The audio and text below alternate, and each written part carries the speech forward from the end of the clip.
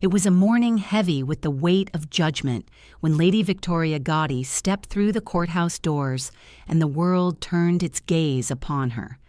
Cameras flashed in fierce bursts, as if lightning had struck the gray pavements of New York. Her hair, golden and precise, caught the light like a crown both regal and fragile. Her face bore neither smile nor scorn, only the mask of one who had learned to move through storms without surrendering a tear to strangers. In that moment, she was both daughter and widow, heiress and exile, stepping into history as unwilling witness and reluctant participant. Welcome, my dear listener.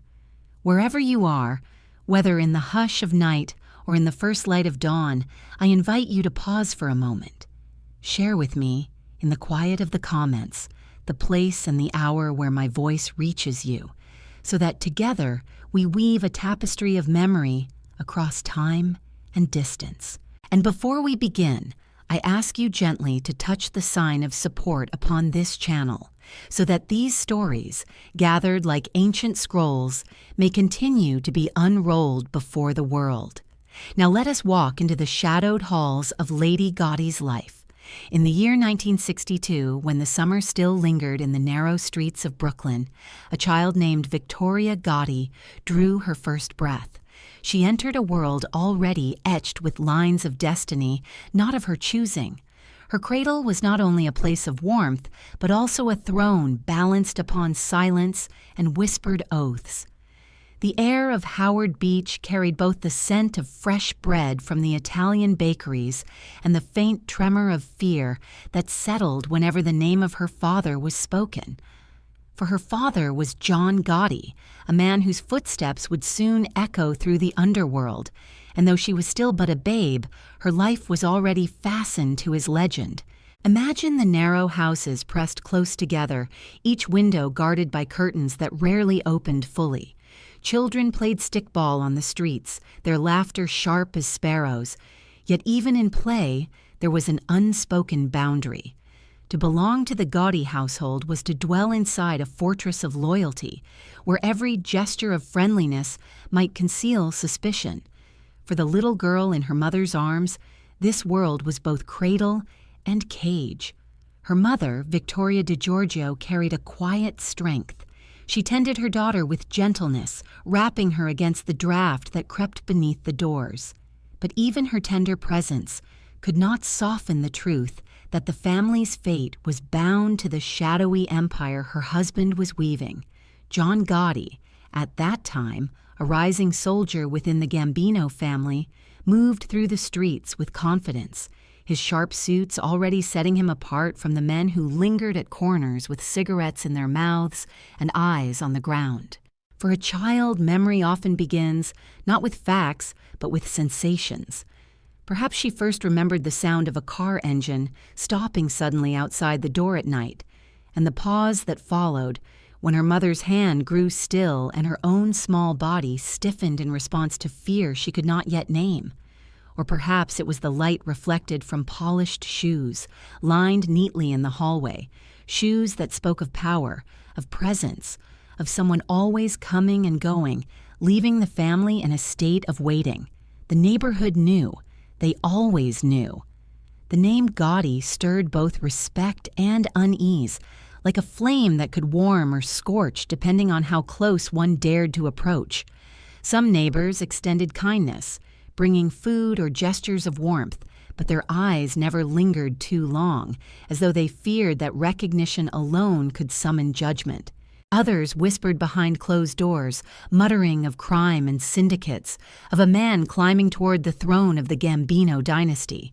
And in the middle of these currents, the child Victoria learned her first lessons, that silence was survival, that appearances were armor, and that family loyalty was a duty older than her own will. As she grew, she would hear stories told in fragments, stories of men who vanished, of debts paid in shadows. Yet the home itself bore the marks of love.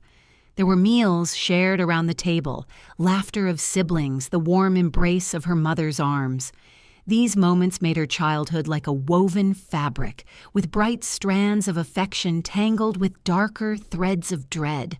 In such a fabric, one could never tell where comfort ended and fear began. Do you not wonder, listener, how it feels to be born into a name that others already fear to speak? To have your own identity shaped long before you can form words of your own? The little girl with long, dark hair and wide eyes did not yet know she was stepping into history's script, yet she could feel, perhaps, that her childhood differed from the children who played freely in the open lots. Where they knew freedom, she learned caution. Where they laughed at strangers, she measured their intent. And so her early years became a training in invisibility, even as her beauty would later make invisibility impossible. She would sit at school, diligent and quiet, aware of the whispers of teachers who wondered about her family, careful not to provoke or to pry. She learned to carry herself with a certain grace, to mask uncertainty behind poise. For even a child can learn the art of wearing a mask when survival depends upon it. Sometimes she would hear her father's voice, low and steady, speaking in the other room. Names passed through the air like coded prayers, never explained to her. The men who came to the house carried themselves with deference, their laughter tinged with something heavy. She learned to read their gestures, to sense their moods, to remain unseen when secrecy demanded it. A child growing under such circumstances develops not only memory but instinct, a second sight that teaches when to speak and when to remain silent. And yet beneath all these lessons, she was still only a girl, with simple dreams. Perhaps she longed to walk freely, unrecognized, unburdened by her surname. Perhaps she looked at magazines, at the stars of film and music, and wondered whether she too might one day write her name in light instead of shadow. These small longings flickered in her like candles, fragile yet enduring, even when the winds of family life threatened to snuff them out.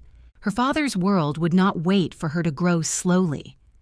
By the late 1960s, John Gotti was already feared, already admired, already marked by the law. Newspapers printed stories of mafia wars, of arrests, of trials, and though her name was not mentioned, she could feel the weight of it upon her shoulders. For when a man rises, his children rise with him, though not always by choice. And when a man falls, his children fall too, though they bear none of his sins.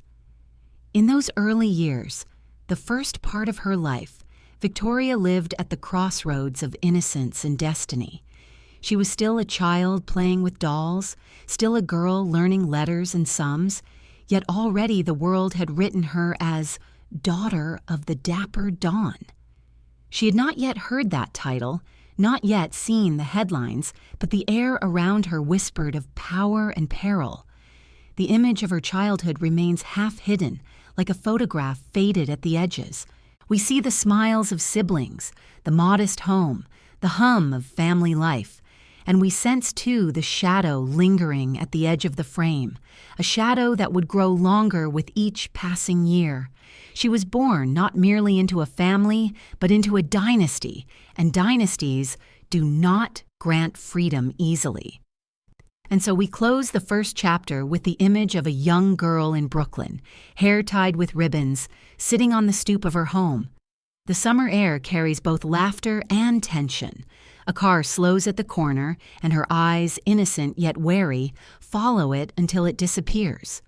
For even as a child, she has learned that every arrival brings a question, and every departure leaves a silence.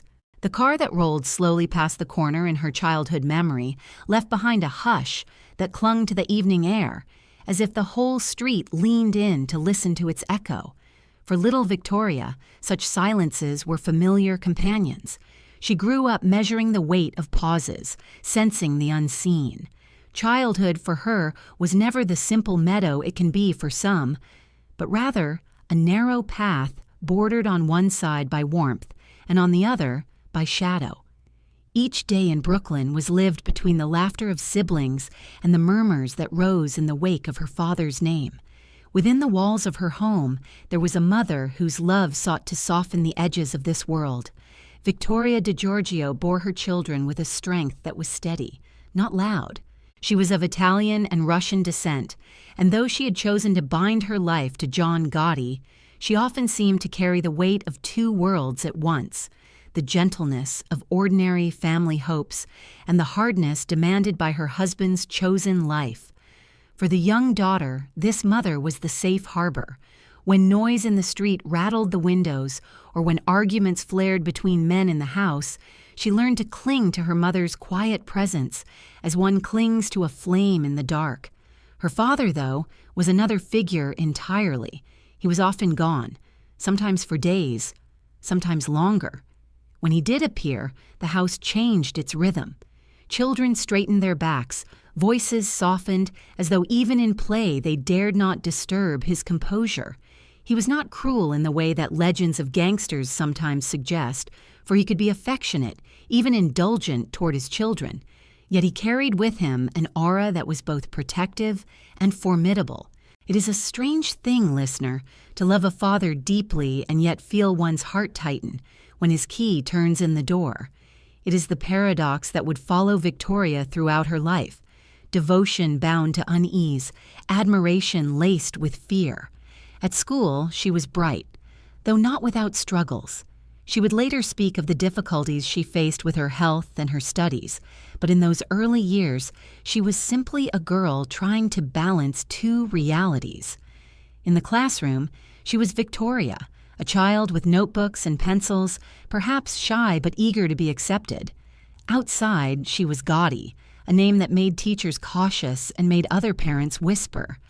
How many times must she have felt eyes upon her, not for what she had done, but for the shadow of what others imagined her father had done? For children learn early that identity is not always earned. It is sometimes imposed as a garment too heavy for their small shoulders. Friendships came, but cautiously. Some children were drawn to her, intrigued by the aura that surrounded her family. Others recoiled, forbidden by their parents to linger near. Imagine how confusing it must have been to be both magnet and taboo at the same time. She might laugh with a friend in the morning, only to find that by afternoon that friend had been warned away. And yet she did not harden. She carried herself with a grace that suggested an inner knowledge. That loneliness, too, could be endured if one learned to keep secrets close to the heart. Her siblings shared the same fate, each in their own way. The Gotti household was large, filled with the noise of children, the clatter of meals, the small rivalries and alliances that exist in any family, but each child bore the surname like a badge and a burden.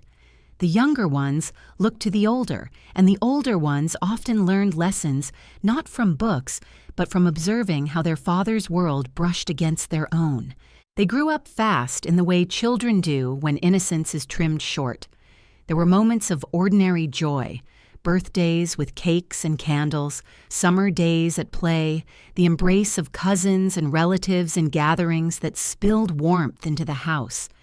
These were the bright threads, and without them, perhaps the darker ones would have overwhelmed the girl completely. But life is rarely pure. It is a mixture, and for Victoria, the mixture was strong. She was learning, even in these years, how to move gracefully between light and shadow. Do you see how early the patterns were woven, listener? A child who watches every expression, who listens for the silence after the car passes, who learns which questions never to ask.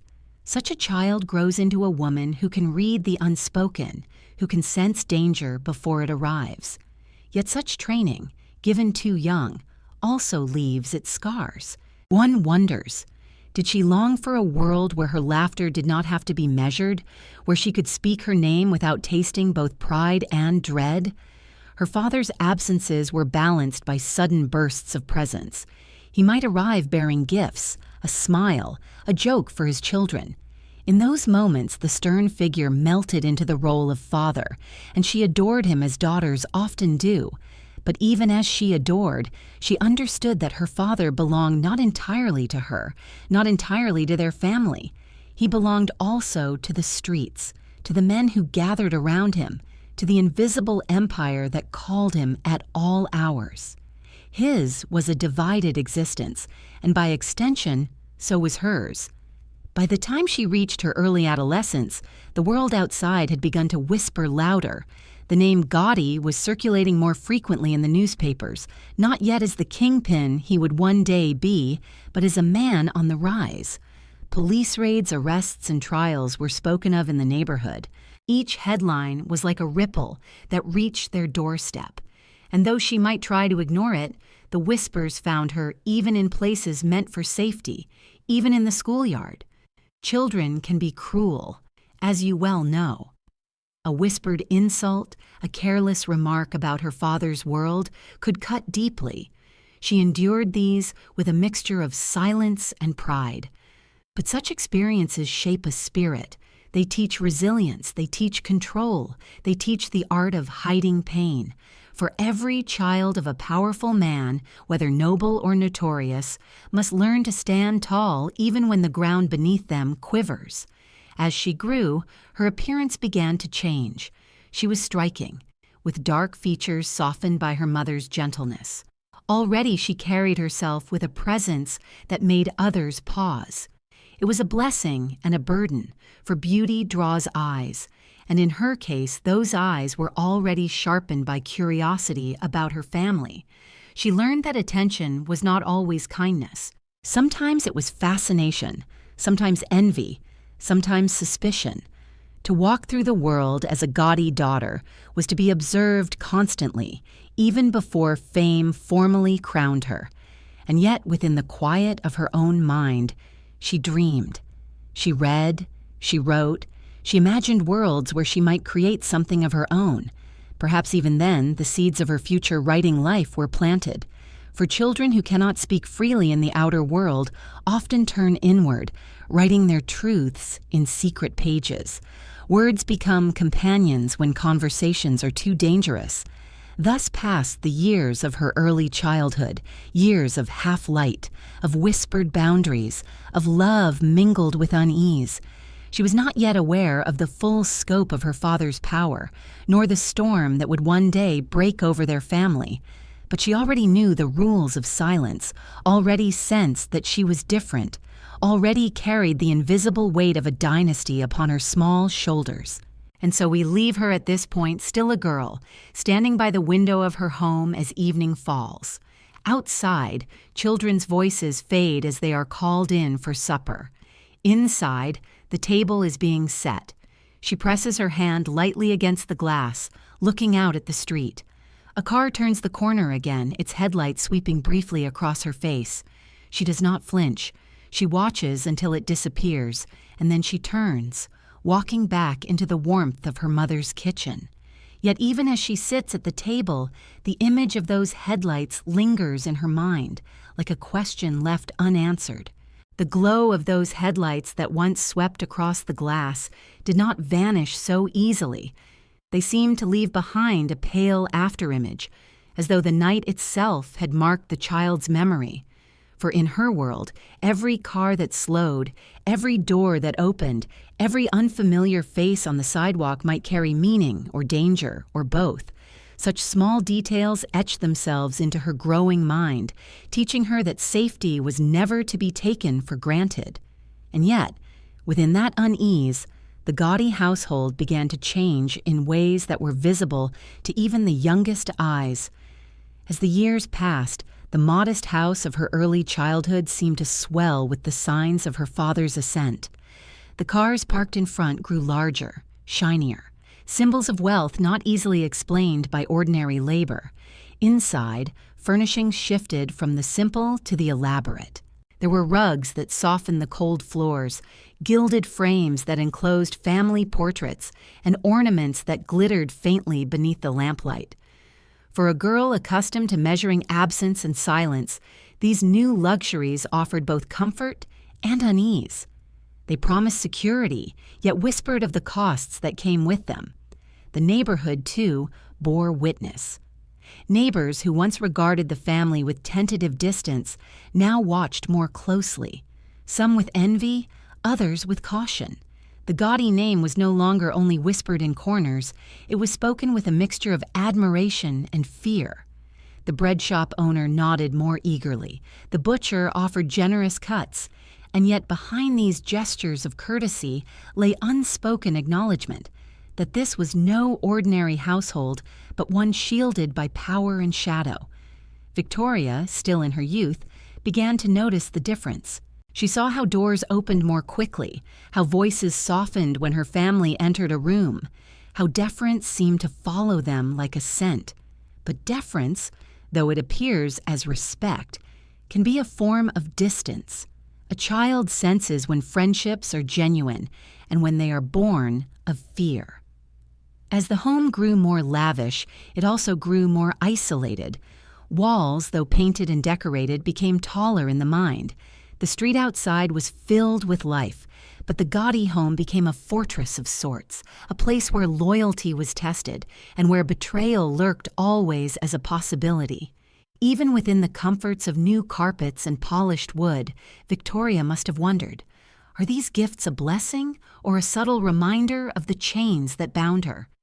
Her father, John Gotti, was by now carving his path toward becoming the Dapper Don.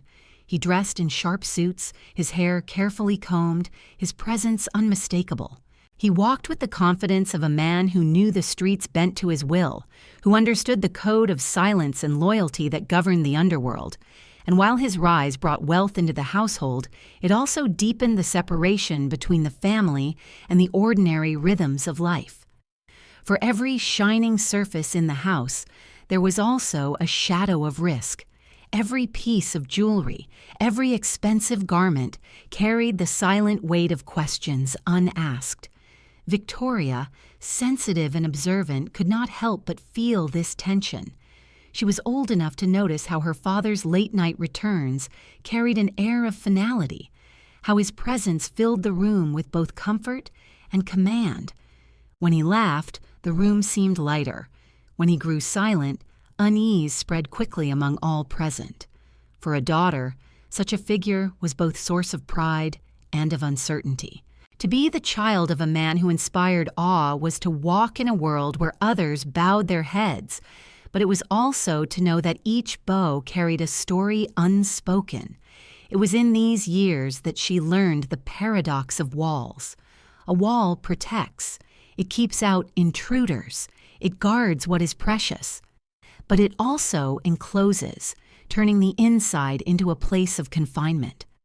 The new Gotti home was safer, perhaps, from the eyes of enemies, but it also kept its children within boundaries, invisible yet firm. Victoria watched the world through these walls, and though she was cared for, though she was surrounded by family, she must have felt the longing that stirs in every heart, the longing to step freely into the wider world, unmarked by a surname, unseen by judging eyes. At night, she might hear the low hum of cars idling on the street, the quiet footsteps of men arriving at the door. The conversations that followed were never meant for her ears, but fragments drifted through the halls, names, debts, warnings, the subtle cadence of men discussing matters far from the innocence of childhood. These fragments, absorbed without full understanding, shaped her sense of the world as much as lullabies or lessons. She was learning that life was not divided cleanly between good and evil, but tangled in a web where loyalty outweighed law, and where silence could mean both survival and complicity. Her mother continued to offer a counterbalance. The DiGiorgio blood in her mother gave her a temperament rooted in endurance, in the quiet dignity of a woman who understood both devotion and disillusion. To her children, she offered steadiness, perhaps hoping that within the household, at least, there could be a semblance of ordinary family life. Meals were prepared, birthdays marked, traditions maintained. These gestures became more than simple acts. They were attempts to anchor the children amid the rising tide of their father's world, for without such anchors they might have drifted entirely into the current of notoriety. The young Victoria grew not only in body but in awareness. She began to notice the contrasts, her father's public image as a man of style, admired for his sharp clothes and easy charm, versus the quiet tension that followed him home. She saw the admiration of strangers in the neighborhood, but also the fear in their eyes. She learned that beauty and power could dazzle, but that they also exacted a price. She began to sense that her own life would be judged not only by her choices, but by the name she carried. Do you not wonder, listener, how heavy such knowledge must rest upon a young heart? To be praised for luxuries she did not earn, to be envied for privileges she did not choose, to be judged for sins she did not commit. The walls of her home gleamed with comfort, but they whispered too of destiny, of inheritance, of a story she had not asked to enter, but could never leave.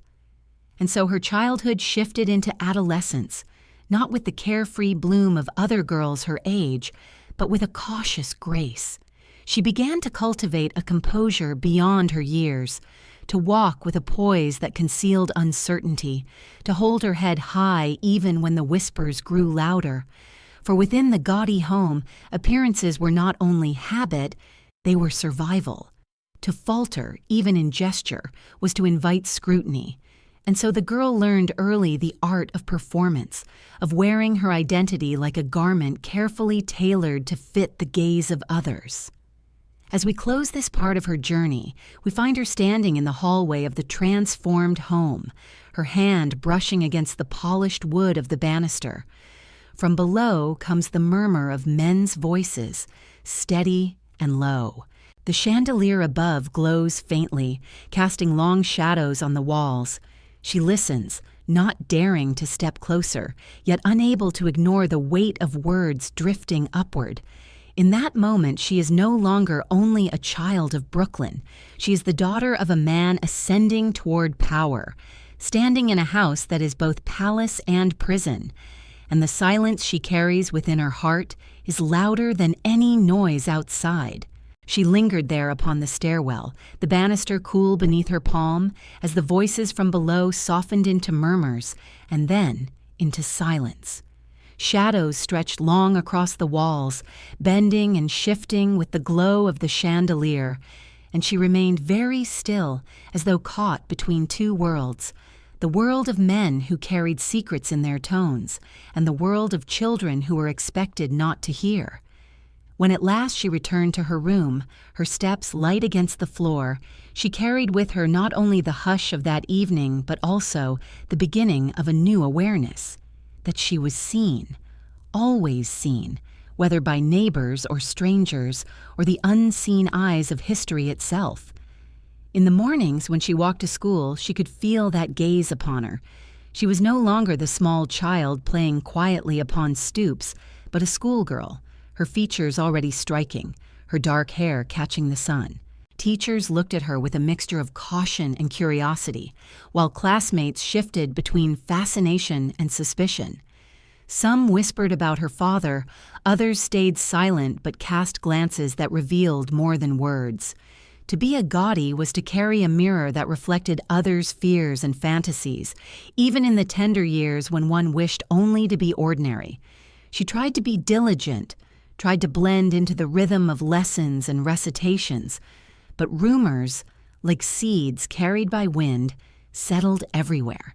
If she earned a good mark, there were whispers that the teachers favored her to avoid trouble. If she struggled, there were mutters that she would be untouchable regardless. It is a heavy burden for a young mind to know that one's efforts may never be measured fairly, that every success or failure is filtered through the lens of a surname. And so she began to guard her heart, to place a veil of composure over her feelings, to walk with a dignity beyond her years. Friendships came, though carefully. There were girls who drew close, enchanted by the aura of danger that clung to her family, eager to share in the glow of something forbidden. Yet these friendships were fragile, easily broken by the stern warnings of parents who wished to shield their children. For a girl longing for trust, the sudden loss of companions could wound deeply. Still, she endured, as she had learned to do from her earliest days.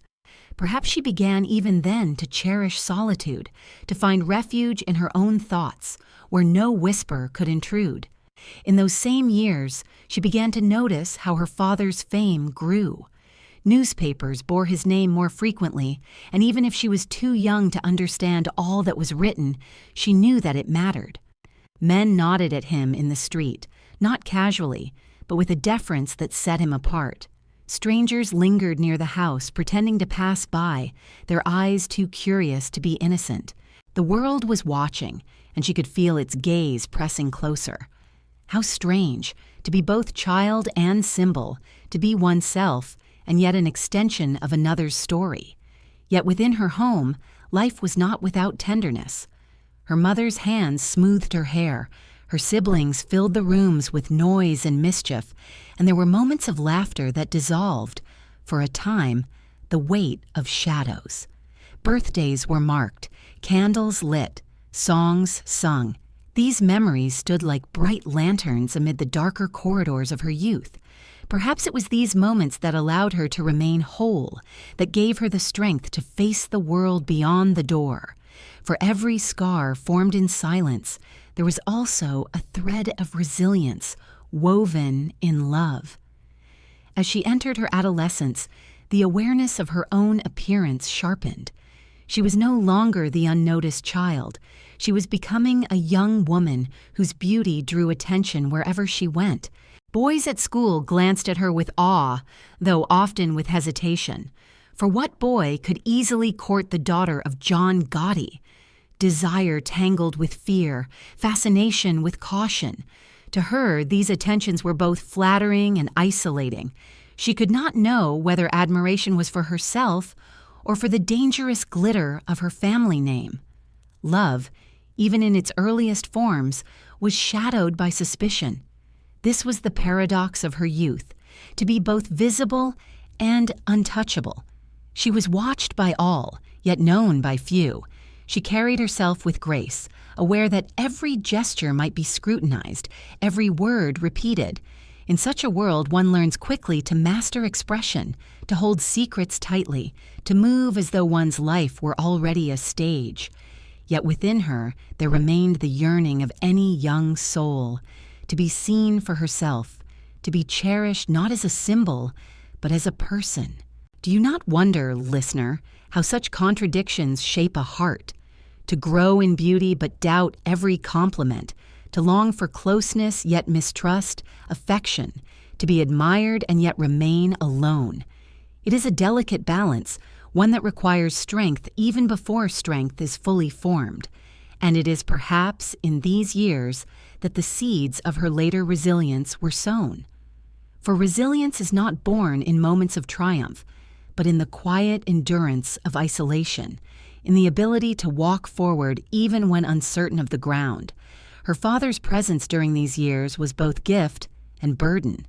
When he appeared, he could be warm, protective, even doting. But his shadow loomed large, and she knew that others saw not her father, but the figure of the rising dawn. She learned to navigate this duality, to separate in her heart the man who kissed her forehead from the man who inspired both headlines and hushed conversations. Such separation is no easy task for a young girl, yet she managed it, for she had no choice. And so her schooling continued, her friendships formed and dissolved, her awareness deepened. The world outside spoke more loudly of her father and by extension of her family, but inside she remained a girl, balancing dreams of her own against the weight of expectations. Perhaps she dreamed of writing even then, of putting into words the feelings she could not share aloud. For the page is a sanctuary for those who cannot speak freely. And perhaps, too, she dreamed of a life where her name was her own, not bound to another's deeds. We leave her here at the threshold of young womanhood, standing outside the schoolhouse at dusk. The day's lessons are done, and the other children scatter homeward in small groups, their laughter trailing behind them. She lingers a moment longer, the setting sun casting her shadow long across the ground. A breeze stirs, carrying with it the scent of bread from a distant bakery and the faint smoke of a passing car. She closes her eyes, listening. Somewhere in the distance, a horn sounds, low and echoing. She opens her eyes again, her expression calm, her step deliberate, and begins the walk home. Yet the sound of that horn lingers in her mind, as though it were both farewell and summons, leading her onward to a life she could neither choose nor refuse. The sound of that horn lingered like an echo in the evening air, fading slowly, yet leaving behind a tremor that seemed to vibrate in her very bones. It was not the sharp cry of celebration, nor the hurried call of a friend in passing. It was something deeper, stretched out, as if the city itself had released a sigh that only those attuned to silence could hear. For Victoria, now stepping with measured pace along the sidewalks of her neighborhood, such sounds carried meanings beyond the ordinary. They were signals, warnings, reminders of the unseen network into which she had been born. And as she grew into her teenage years, the horn's low vibration seemed to follow her, a constant undertone to the melody of her life. It was in this period that her father's transformation reached its full measure. No longer just a man among men, John Gotti began to emerge as a figure both feared and admired across New York. His reputation spread not only through whispered stories on the streets, but through the glaring ink of newspapers and the flashing bulbs of cameras. They called him the Dapper Don, not only for his ruthlessness, but for his elegance. His immaculately cut suits, his carefully groomed hair, the air of sophistication that clung to him even as he moved deeper into violence and power. He was no longer only a shadowy figure glimpsed in the corner of smoky rooms. He was becoming a legend, and legends cannot be confined within walls. For a daughter, this metamorphosis was bewildering. She watched as her father's name, once confined to murmurs on stoops, now filled headlines in bold letters.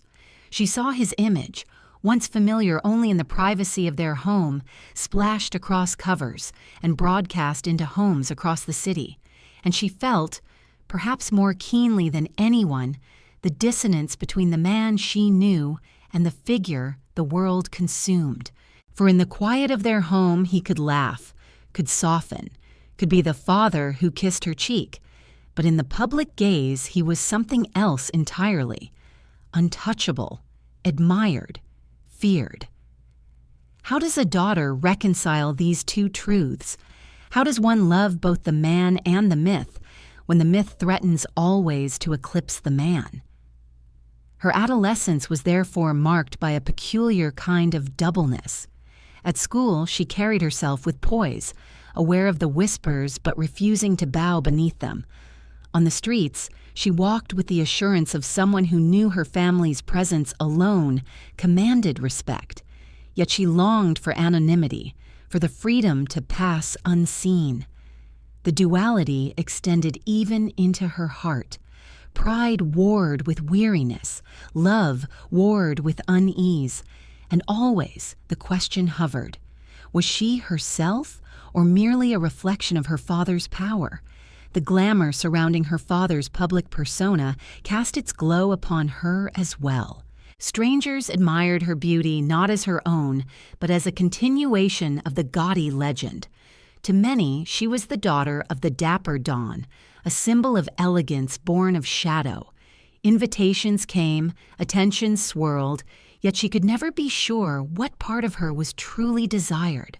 Her dark eyes, her striking features, or simply the aura of danger that clung to her surname.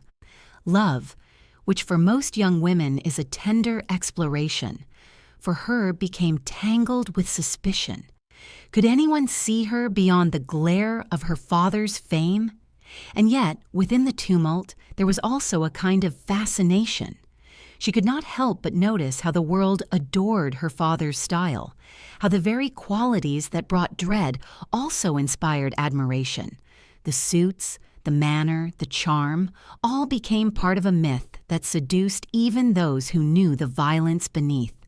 She began to realize that life was not measured solely in truth, but in image, in the way stories were told and retold until they hardened into legend. Perhaps deep within her, the seeds of her own later storytelling, her books, her television appearances, were nourished by this recognition. If the world would always spin stories, then perhaps one day she would seize the quill for herself. But in those years, she remained mostly an observer. She saw her family's house transform once again, now no longer simply comfortable, but openly grand. Cars gleamed like jewels at the curb, and men in expensive coats arrived with gestures of deference. The air of the house thickened with importance, with secrecy, with a glamour that was both intoxicating and suffocating. Walls, once symbols of protection, now seemed to gleam with pride, as though the very house itself knew it belonged to a dynasty. And yet, behind that sheen, the same paradox endured: safety laced with danger, wealth shadowed by risk. Do you not sense, listener, the strange duality of such a life? To be elevated and imprisoned all at once, to walk beneath chandeliers yet dream of skies unbroken by ceilings. She was both princess and captive, both admired and misunderstood. Her adolescence was not the simple blossoming of a flower, but the careful unfolding of petals within a cage of gold. She grew more conscious, too, of her own presence in the public eye. Strangers' stares lengthened. Conversations paused when she entered a room. She learned the art of meeting a gaze without revealing herself, of speaking with measured tone, of moving with dignity. These were not lessons taught in books, but in survival. For when the world sees you not as yourself, but as symbol, every word and gesture becomes heavy with meaning. And through it all, her father continued to rise. The newspapers dubbed him invincible. The prosecutors failed to confine him, and the people, both within and beyond the underworld, whispered his name with a mixture of awe and envy. To some, he was a hero who defied the law with style. To others, he was a criminal cloaked in silk. But to Victoria, he remained both father and mystery. She loved him, yet she feared the forces that clung to him. She admired his strength, yet she wondered what price would one day be exacted for it. As we close this chapter, we see her in the twilight of her adolescence, standing before a mirror in her room. Her reflection shows a young woman whose beauty has blossomed fully, whose presence is undeniable. Yet her eyes reveal something deeper, a consciousness that she is being shaped not only by her own will, but by forces larger than herself. In the distance, faint through the walls, comes the sound of laughter. Her father's laughter, deep and resonant, echoing from below. She listens, torn between warmth and unease, and then turns back to the mirror. For in that reflection she sees not only who she is, but the question of who she might yet become. She stood before that mirror, her gaze searching her own eyes, when the faint echo of her father's laughter drifted upward again. It was a sound both reassuring and unsettling, and in her reflection she saw the same doubleness, mirrored: daughter and heiress, child and woman, yearning soul and unwilling emblem. When she turned away from the mirror, she stepped quietly into the corridor of her house, and in that turning began the next chapter of her life, the tender and perilous terrain of first romances, where the shadows of her surname would follow even into the most private corners of her heart. For most young women, the stirrings of love arrive with sweetness, a gentle awakening that mingles curiosity with delight. But for Victoria, even this was complicated. Suitors came hesitantly, drawn to her beauty yet cautious of the name she bore. The same aura that made her family untouchable in the neighborhood now stood like a wall between her and the simple joys of affection. A smile from her could quicken a boy's heart, yet the thought of her father's gaze might chill it just as swiftly. Thus she learned early that desire, when bound to fear, becomes a fragile thing. Still, she was young, and her heart did not close itself. She felt the thrill of attention, the warmth of being admired, the longing to be cherished for herself alone. Perhaps she walked through the streets with her head held high, yet secretly wondered if any of the glances cast her way were truly free of calculation. She carried within her both pride and doubt, pride in her own beauty and strength, doubt that anyone could ever love her without hesitation. Love for her, was already threaded with uncertainty, already tangled in the invisible net of her family's world. Her father's presence loomed even here, for how could any young man approach the daughter of John Gotti without trembling at the thought of consequences? A misstep, a careless word, a betrayal of trust, such things carried weight far beyond ordinary heartbreak. It is said that fear can sharpen love into something desperate, or wither it before it blooms. For Victoria, it often did both. Some men lingered briefly, intoxicated by her allure, then withdrew, unable to bear the shadow. Others hovered at the edges, admiring from afar, unwilling to risk more. In this way, her early romances were like flickering candles, brief illuminations quickly swallowed by the dark. And yet, even within this, there was tenderness. She discovered the sweetness of letters passed quietly, the thrill of stolen moments, the ache of longing left unresolved. These were the universal experiences of youth, yet for her each carried an added layer of secrecy and caution. Every conversation had to be weighed, every glance measured, every meeting carefully hidden from too many eyes. In such conditions, love itself becomes more intense, sharpened by the risk that surrounds it. Perhaps this is why she would later describe her early passions with such vividness, because each was felt not only in her heart, but in the awareness that it defied the invisible bars of her family's world. Her beauty, by then, had become undeniable. Long, dark hair, luminous eyes, features both delicate and striking. She entered rooms, and people turned, even those who pretended not to. Her poise was not practiced for vanity, but born of necessity. She knew she was watched, and so she walked with composure, for in such composure lay her shield. Yet within that poise stirred the same dreams as any young woman's, the hope of a love that would see beyond the name, beyond the glamour, beyond the dread. Do you not wonder, listener, how it feels to live in such contradiction? To long for affection, yet fear that affection's cost? To crave intimacy, yet know that trust could be shattered not only by betrayal, but by the very world that encircled her? It is a lonely path, even when crowded with admirers. It is a hunger that remains, even when surrounded by abundance. Her adolescence thus became a dance between longing and restraint. She tasted romance, but always carefully, always with the awareness that she was not entirely free. And yet, in this crucible, she began to shape herself into the woman she would become. For to love in shadow requires strength, to endure suspicion requires resilience, and to seek authenticity in a world of appearances requires a courage few possess. The city around her pulsed with life. The streets of Brooklyn carried the smells of bread and coffee, the sounds of laughter and argument, the rhythm of a city always in motion. For her, each walk through those streets was layered with meaning. She was a daughter, a sister, a young woman dreaming, and always a figure watched by others. She learned to carry all these selves within her, never letting one overwhelm the others. This balance was not easy, but it became her way of survival. And so, as her teenage years faded into early adulthood, Victoria stood poised between two worlds. One was the world of desire, of potential romances, of the dreams of independence that flickered in her heart. The other was the world of loyalty, of family, of a father whose shadow stretched longer each year. She could not yet choose between them, for choice itself seemed elusive. But she could feel the tension building, like a string pulled taut, waiting for the moment when it would either break or find harmony.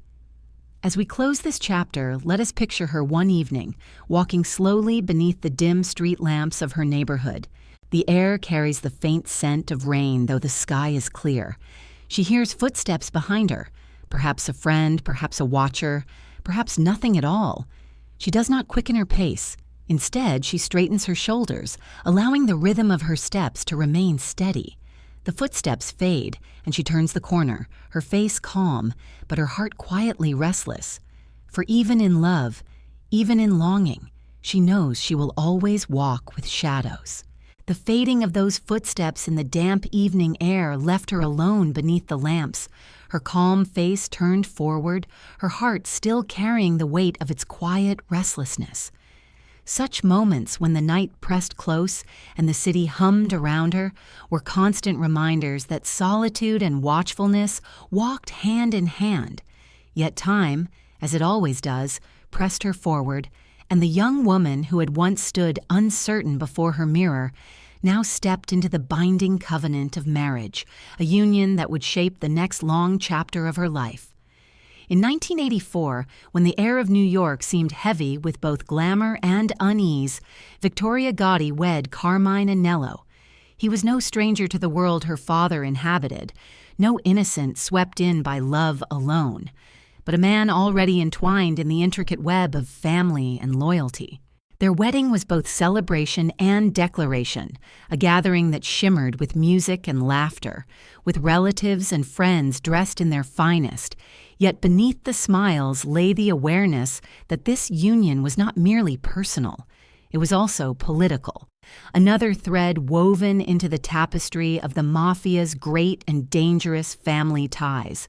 For Victoria, it was a step both toward independence and deeper into the legacy she carried. To be married was to walk into adulthood, to stand as wife and eventually mother. Yet to marry within the circles of her father's world was also to bind herself more tightly to that same world she sometimes longed to escape. On her wedding day, beneath the glow of candles and the scent of roses, she must have felt both joy and apprehension. Joy, for love and companionship were hers. Apprehension, for she knew too well that vows spoken in this life were not only to each other, but to a network of blood and loyalty from which there was no true release. The years that followed brought her into the rhythm of domestic life. She and Carmine built a household, one filled with both the ordinary sounds of family, the cries of children, the clatter of dishes, the laughter that rose unexpectedly, and the extraordinary weight of their surname. Victoria became a mother, cradling her sons with a tenderness that sprang from her own longing to shield them from the world's gaze. She knew what it was to grow under scrutiny, to have innocence measured against shadows, and she hoped, perhaps desperately, to protect her children from the same fate. Yet marriage, even without such burdens, is seldom simple. Carmine Agnello was a man of temper and reputation, his life entangled with schemes and suspicions, his name not unblemished by the world outside. Their union, though bright in its beginnings, carried undercurrents of strain. He was drawn by the currents of business and underworld dealings, while she yearned for stability, for a home where love might bloom untainted by constant vigilance. These currents collided often, leaving her to navigate the turbulent waters of loyalty, affection, and disillusion. Still, she endured. She raised her children with fierce devotion, ensuring that despite the noise of scandal and the weight of notoriety, their lives held joy. Birthdays were celebrated, holidays observed, family dinners preserved like rituals against the chaos beyond. She carried her role as mother with pride, knowing that within the circle of her children's laughter, she could build something pure, something untouched by the world's demands. If love itself was uncertain, motherhood was not.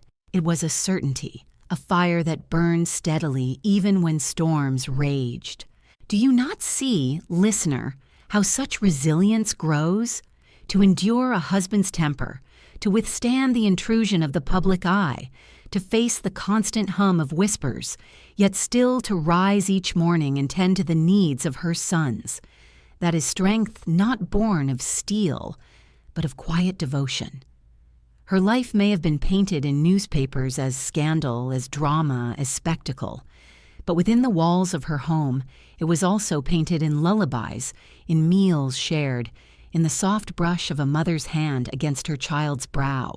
Yet the shadow of her surname could not be held at bay. Reporters lingered, tabloids speculated, neighbors whispered. Stories of her husband's dealings, his arrests, his rages, filtered into the public eye. Once again, she found herself judged not only for her own actions, but for the men around her.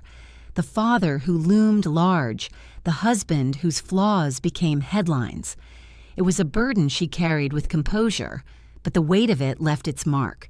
Each scandal was not just a story in the press, but a wound in her attempts at a quiet life. Her father, even from his growing entanglement with the law, remained a figure of power.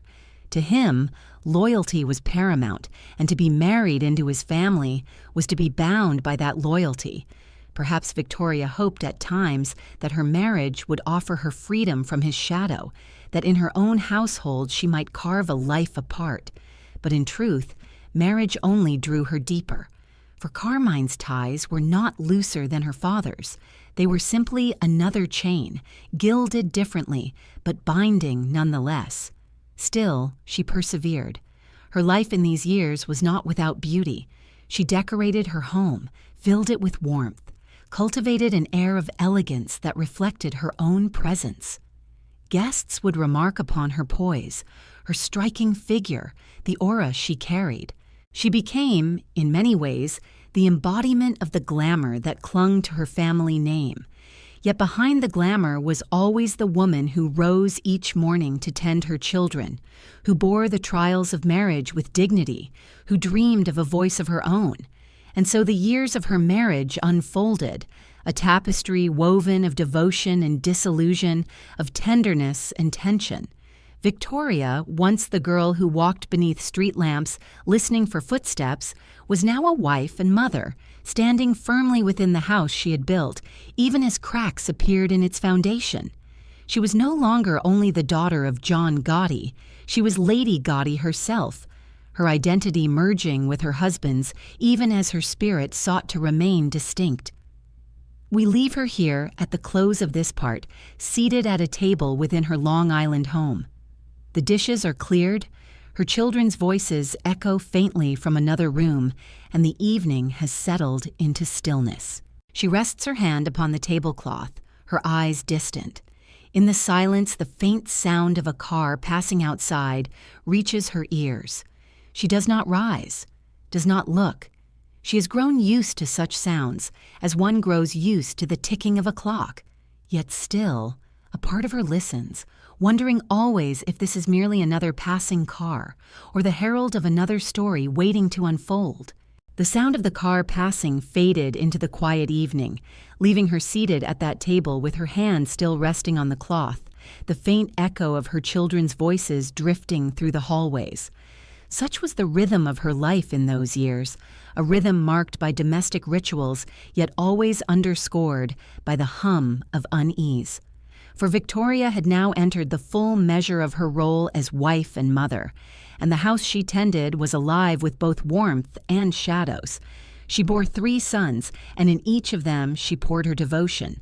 John, Carmine, and Frank, their laughter filled the halls, their footsteps thundered across polished floors, their quarrels and reconciliations brought life to the rooms.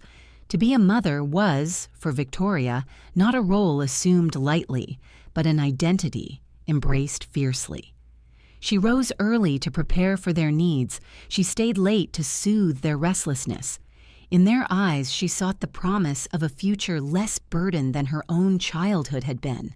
Perhaps, as she cradled them in their earliest days, she whispered silent prayers that their innocence might be preserved longer than hers had been, that the shadow of the gaudy name might not weigh too heavily upon their young shoulders. And yet, the world beyond her home did not cease its intrusions. Her husband Carmine was a man of strong temper, known for both ambition and rage. His dealings, his outbursts, his choices, all rippled through the family, unsettling the fragile harmony Victoria tried so carefully to build. There were arguments, sometimes loud, sometimes hushed, but always present. A woman who has grown up in an atmosphere of tension learns to read the storm before it breaks, and Victoria had learned. She managed his tempers with calm, endured his betrayals with dignity, and held her household steady even when the ground beneath her shook. The tabloids, hungry for spectacle, began to circle closer. They printed whispers of Carmine's activities, his brushes with the law, his rumored affairs. And though Victoria herself was not the one accused, her name appeared in those stories by virtue of who she was, who she had married, who had fathered her. It is a peculiar cruelty to be judged for the actions of others, and yet she bore it without open complaint. She had long since learned that scandal could not be outrun. It could only be met with composure, with the steady mask of dignity. Still, within her home, there was love. Her children adored her, and she them. They were her anchor, the bright flame she guarded against the winds of the world. She read to them, taught them, guided them with a hand that was both gentle and firm.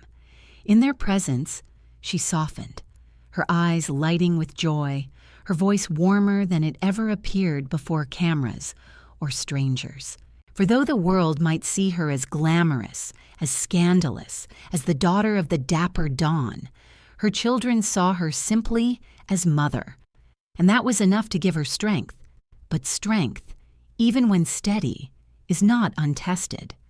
Carmine's actions brought strain not only upon their marriage, but upon the very fabric of their family. He was indicted, convicted, imprisoned. His absence, though it brought some relief from the volatility of his presence, also left her to carry alone the weight of raising their sons. She managed, as she always did, with resilience. She endured the whispers of neighbors, the judgments of strangers, the headlines of newspapers, and in the quiet of her home, she kept her children's world as intact as she could. There is a quiet heroism in such endurance, though the world rarely acknowledges it. To be both mother and father, provider and protector, comforter and disciplinarian, that is a labor that leaves no trace in newspapers, yet carves deep lines of strength into the soul. Victoria bore this burden without collapsing beneath it. She rose, she continued. She kept the household alive with warmth despite the fractures. Do you not wonder, listener, how she found the strength? Perhaps it was in the memory of her own mother, who had shielded her children against the storms of John Gotti's rise. Perhaps it was in the fire of her own pride, her refusal to let scandal strip her of dignity. Or perhaps it was simply in the timeless force of motherhood itself, that instinct which endures even when all else falls away. Whatever its source, it sustained her, and through it she carried her sons forward. The world outside, however, continued to watch. Reporters lingered, cameras intruded, stories grew. Her name was linked not only to her father's legend, but to her husband's downfall. Yet behind the tabloid images, the glamorous photographs, the bold headlines, there was always the quieter truth of a woman who rose each morning to tend her family, who bore her sorrows in silence, who refused to be defined by the noise around her. For her life was never as simple as the papers suggested. It was more fragile, more complex, more deeply human. Her home itself became a symbol of this contradiction. From the outside, it gleamed, a house of luxury, with gates that spoke of wealth and power. But within, it was also a place of struggle, of effort, of endurance. The chandeliers cast their light upon both joy and tension. The walls heard both laughter and arguments. The rooms held both love and disappointment. To live within those walls was to dwell in a space that was both haven and battlefield, a place where appearances and reality intertwined until one could scarcely tell them apart. Yet through it all, Victoria remained. She remained for her children, for herself, for the life she was determined to shape. She would not be broken by scandal, nor silenced by gossip, nor diminished by the failings of men around her. She carried herself with the same poise that had shielded her since childhood, and behind that poise burned the quiet fire of a woman who refused to surrender. And so we leave her here, in the midst of these years of motherhood and strain, standing at the threshold of her children's rooms late at night. The house is quiet, the world outside hushed. She watches them sleep, their faces soft in the glow of a small lamp. She closes the door gently, her hand lingering upon the frame, and walks down the hallway. From outside, faintly, comes the sound of another car passing, another reminder that the world never ceases to watch. But within, for this moment, there is peace. And it is this peace, fragile yet enduring, that she carries into the uncertain days ahead. The hush of that hallway where she lingered outside the rooms of her sleeping sons was a peace she cherished, though she knew it could not last. Beyond the windows, beyond the quiet breath of her children, the world had begun to press closer than ever. The 1990s arrived, carrying with them a strange and relentless spotlight, a fascination with the Gotti name that spilled from courthouse steps into tabloids, from whispers into glossy covers. And in this decade, Victoria's life shifted once more, from the guarded warmth of domestic rituals into the dazzling yet perilous glare of public attention. Her home on Long Island, with its gated driveway and carefully tended grounds, became not only a sanctuary, but a spectacle. Reporters lingered outside, their lenses trained upon the gilded fences, eager to capture a glimpse of the woman who bore the Gotti name with such elegance. The house itself, with its ornate touches and deliberate grandeur, spoke of a life lived openly under the gaze of others. To some, it was a fortress of wealth. To others, a stage set for scandal. For Victoria, it was simply home, though she was acutely aware that every stone, every gate, every movement within was being observed and judged. She was no longer only the daughter of John Gotti, nor simply the wife of Carmine Anello. She had become a figure in her own right, one whose presence fascinated the tabloids. Her striking beauty, her poise, her taste for fashion, these became part of her legend. She was photographed stepping from cars, attending events, moving through the city with an air of glamour that seemed to defy the turmoil swirling around her family. The newspapers called her bold, some called her scandalous, others admired her as a symbol of resilience. Yet always, the attention was double-edged. With every admiring glance came judgment. With every glamorous photograph came whispers of betrayal or suspicion. She did not shrink from the gaze. Instead, she moved within it as though she had been prepared her whole life, which perhaps she had. From childhood, she had learned composure, the art of carrying herself with grace under scrutiny. Now those lessons became her armor. She smiled when she needed to, remained silent when silence was demanded, and never allowed the strain to mar her dignity. Yet behind the poised exterior, there must have been moments of exhaustion, moments when the weight of being both admired and condemned pressed heavily upon her spirit. Her children, now growing older, were not spared the intrusion. Cameras captured their steps, their games, their gestures, as though innocence itself had become part of the spectacle. Victoria shielded them as best she could, but she knew too well how the shadow of the Gotti name stretched long and wide. Still, she tried to create a home where laughter outweighed fear, where joy was not eclipsed by scandal. Her sons were her anchor, her reason to endure the ceaseless tide of public intrusion. During this time, she began to step more openly into the world of writing. Words, which had long been her private refuge, became her public voice. She wrote columns, she published reflections, she sought through language to carve an identity separate from the men who had defined her family's story. Writing offered her both expression and defiance.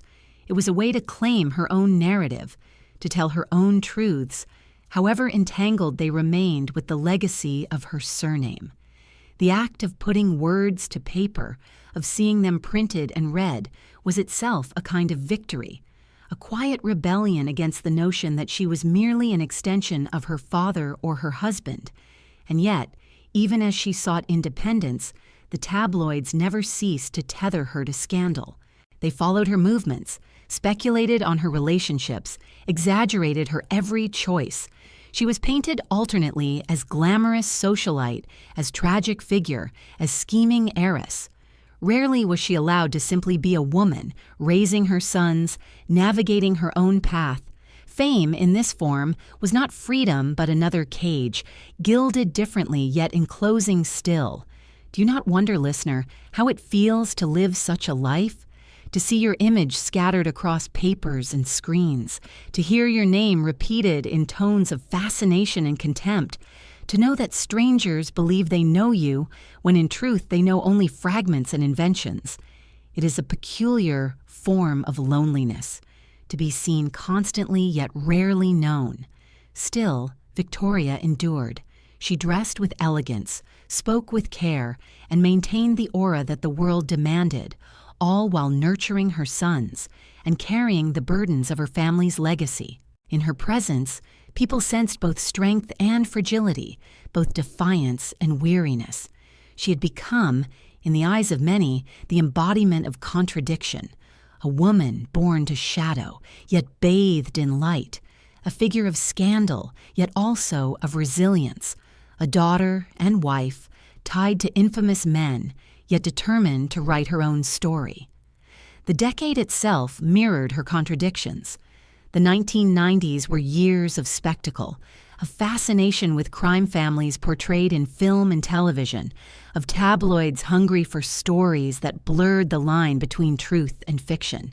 And there she was, a real woman living within the myth, her life consumed by the same culture that sought to romanticize and condemn the world she came from.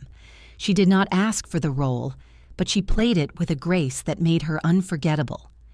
As the years passed, the house on Long Island became emblematic of this period in her life. Behind its gates, she raised her sons, faced her struggles, and wrote her words. Beyond its gates, the world speculated and judged. The house stood as both fortress and stage, reflecting her own paradox. To enter was to glimpse her humanity. To stand outside was to see only the image projected by cameras. And she, caught between these two realities, walked each day with the composure of someone who knew that neither image could ever capture the fullness of her truth.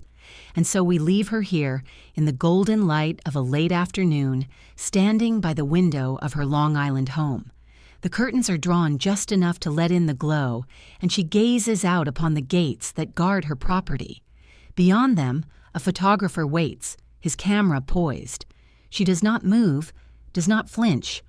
Instead, she turns away from the window, the light falling across her hair like a crown, and steps back into the house. Outside, the camera clicks. Inside, her sons' voices rise in laughter. Between the two, she carries on, poised as ever, her life lived in the balance between spectacle and sanctuary. She turned away from the window, the golden light glancing off her hair as the camera clicked beyond the gates, unseen but not unheard. It was in that act of turning inward, of choosing not to meet the gaze of strangers, but to walk deeper into the shelter of her own house, that another door began to open for her. For though the world seemed determined to tell her story through photographs and headlines, Victoria longed to reclaim it in her own words. And so, in the midst of scandal and fascination, she began to write with deliberate purpose, shaping a narrative that would become her memoir, This Family of Mine. The writing was not sudden, nor was it an escape. It was a process that grew quietly, like a seed nourished in secret. Since her youth, she had turned to words for solace, scribbling thoughts into notebooks, confiding in the page what she could not share aloud. Now, as a woman burdened with fame and judged for her family's legacy, the act of writing took on a new urgency. It was no longer only a private refuge, it became a public declaration, a way of speaking back to a world that had claimed her image, but never her truth. To sit at a desk and shape sentences is, in itself, an act of defiance for someone surrounded by noise. For Victoria, the desk became a sanctuary. She wrote of her father not as the Dapper Don of newspapers, but as the man who laughed in their kitchen, who kissed his children's foreheads, who carried his own contradictions in silence. She wrote of her mother, steady and enduring, who held the household together when storms gathered. She wrote of her brothers and sisters, of childhood memories filled with both warmth and unease. In each line, She sought to weave together the fragments of her life into a whole that belonged to her, not to the tabloids. Yet writing such a memoir was not without peril. To tell the story of a family bound to the mafia was to risk anger, misunderstanding, and judgment. Some would accuse her of betrayal, of disloyalty to the code of silence that had defined their lives. Others would dismiss her words as self-serving, as yet another attempt to bask in scandal. And yet she pressed on. For within her heart there was the conviction that her story, too, deserved to be heard. Not just the story told by men in courts or journalists on deadlines, but the story of a daughter, a wife, a mother, a woman who lived within the shadows yet reached for her own light. The pages grew, carrying with them the cadence of confession, the rhythm of remembrance. She did not write as a scholar, nor as a detached observer. She wrote as one who had lived, who had felt every glance, every whisper, every betrayal. Her words carried emotion, sometimes sharp, sometimes tender, sometimes heavy with grief. To read them was to glimpse the world not from the perspective of the Don, but from the heart of his child, who bore the weight of love and loyalty intertwined with fear and disappointment. When This Family of Mine was published, it was met with curiosity, fascination, and controversy. Readers hungered for revelations, for scandalous details, for confirmation of their fantasies about the Gotti family. Some found what they sought. Others discovered instead the quieter truth of a daughter's voice. Critics debated her motives, some praising her candor, others accusing her of exploitation. But for Victoria, the act itself was enough. She had spoken, she had written, she had claimed a space in which her own voice was the authority. Do you not sense, listener, the power of such a moment? To move from being an object of scrutiny to a subject who speaks, to reclaim one's story in a world determined to write it for you. It is a transformation not measured by sales or reviews, but by the quiet strength of a woman who refused to be silent. The memoir also deepened the contradictions of her public image. She was admired for her courage, yet criticized for disloyalty. She was praised for her eloquence, yet dismissed as self-serving.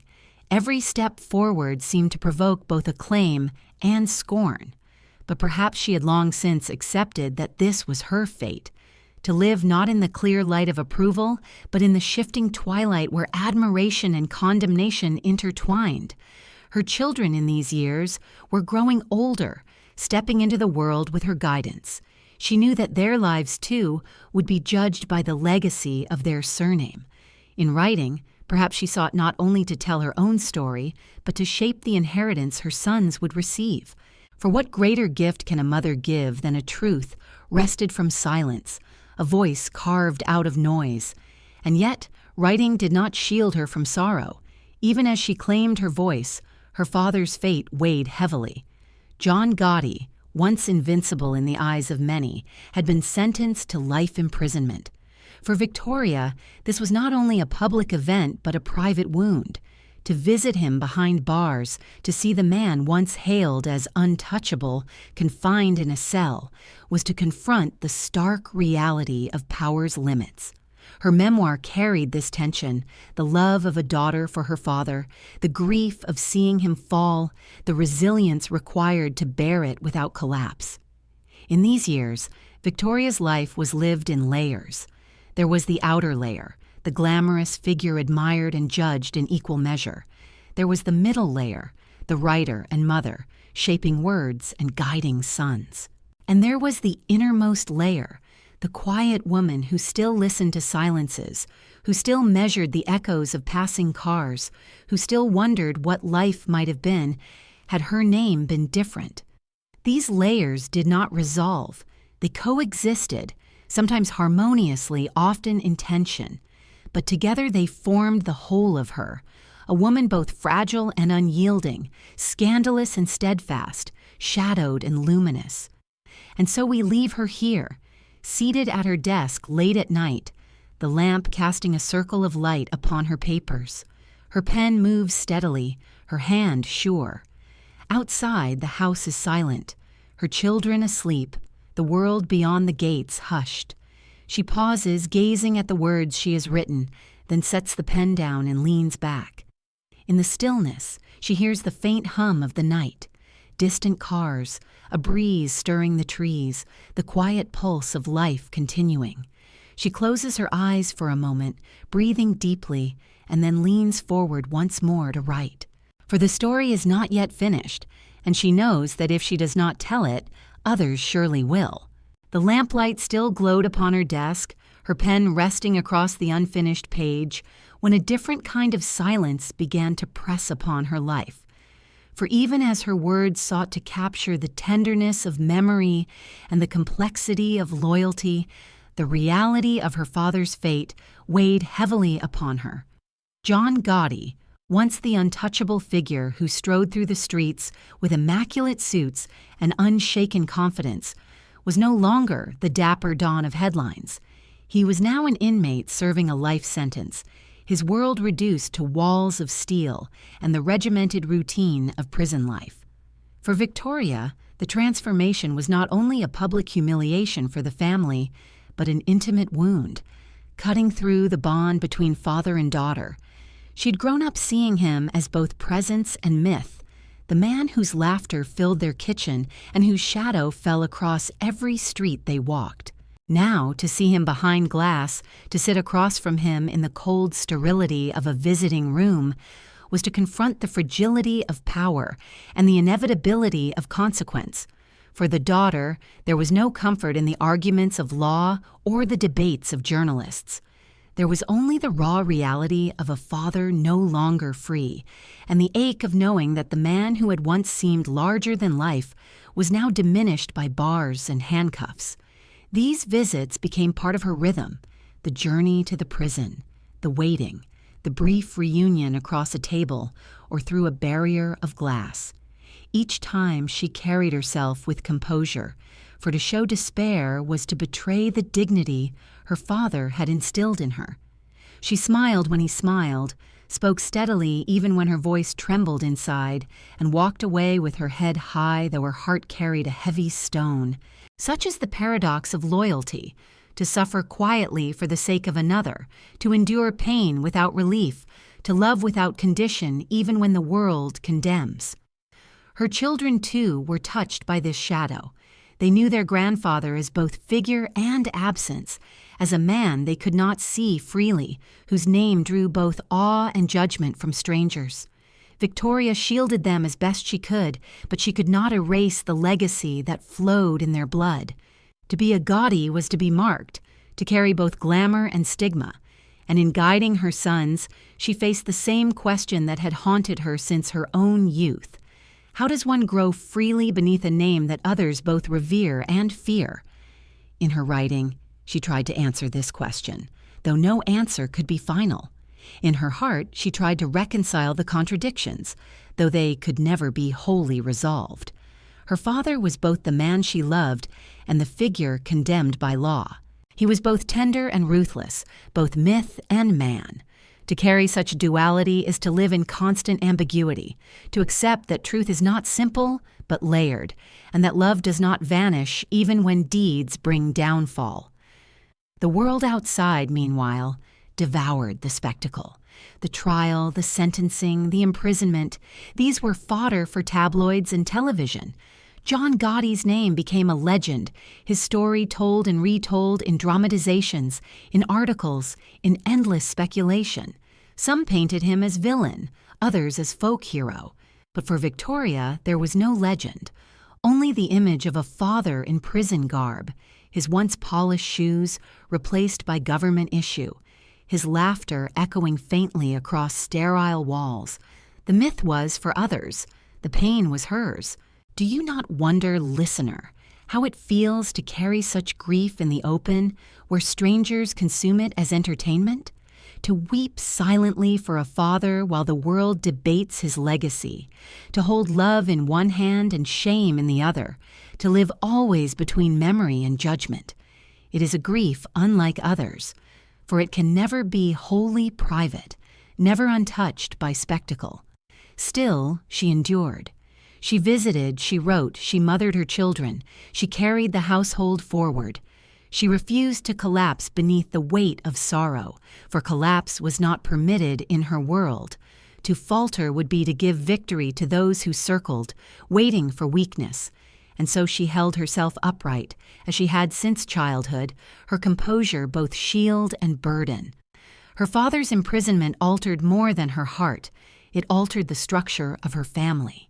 The once powerful presence was now distant, and though his influence lingered, the practical realities of his absence shifted responsibilities, loyalties, and tensions.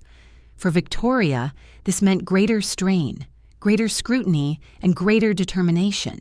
She became more visible, more present, stepping further into the public gaze even as her private world bore the scars of loss.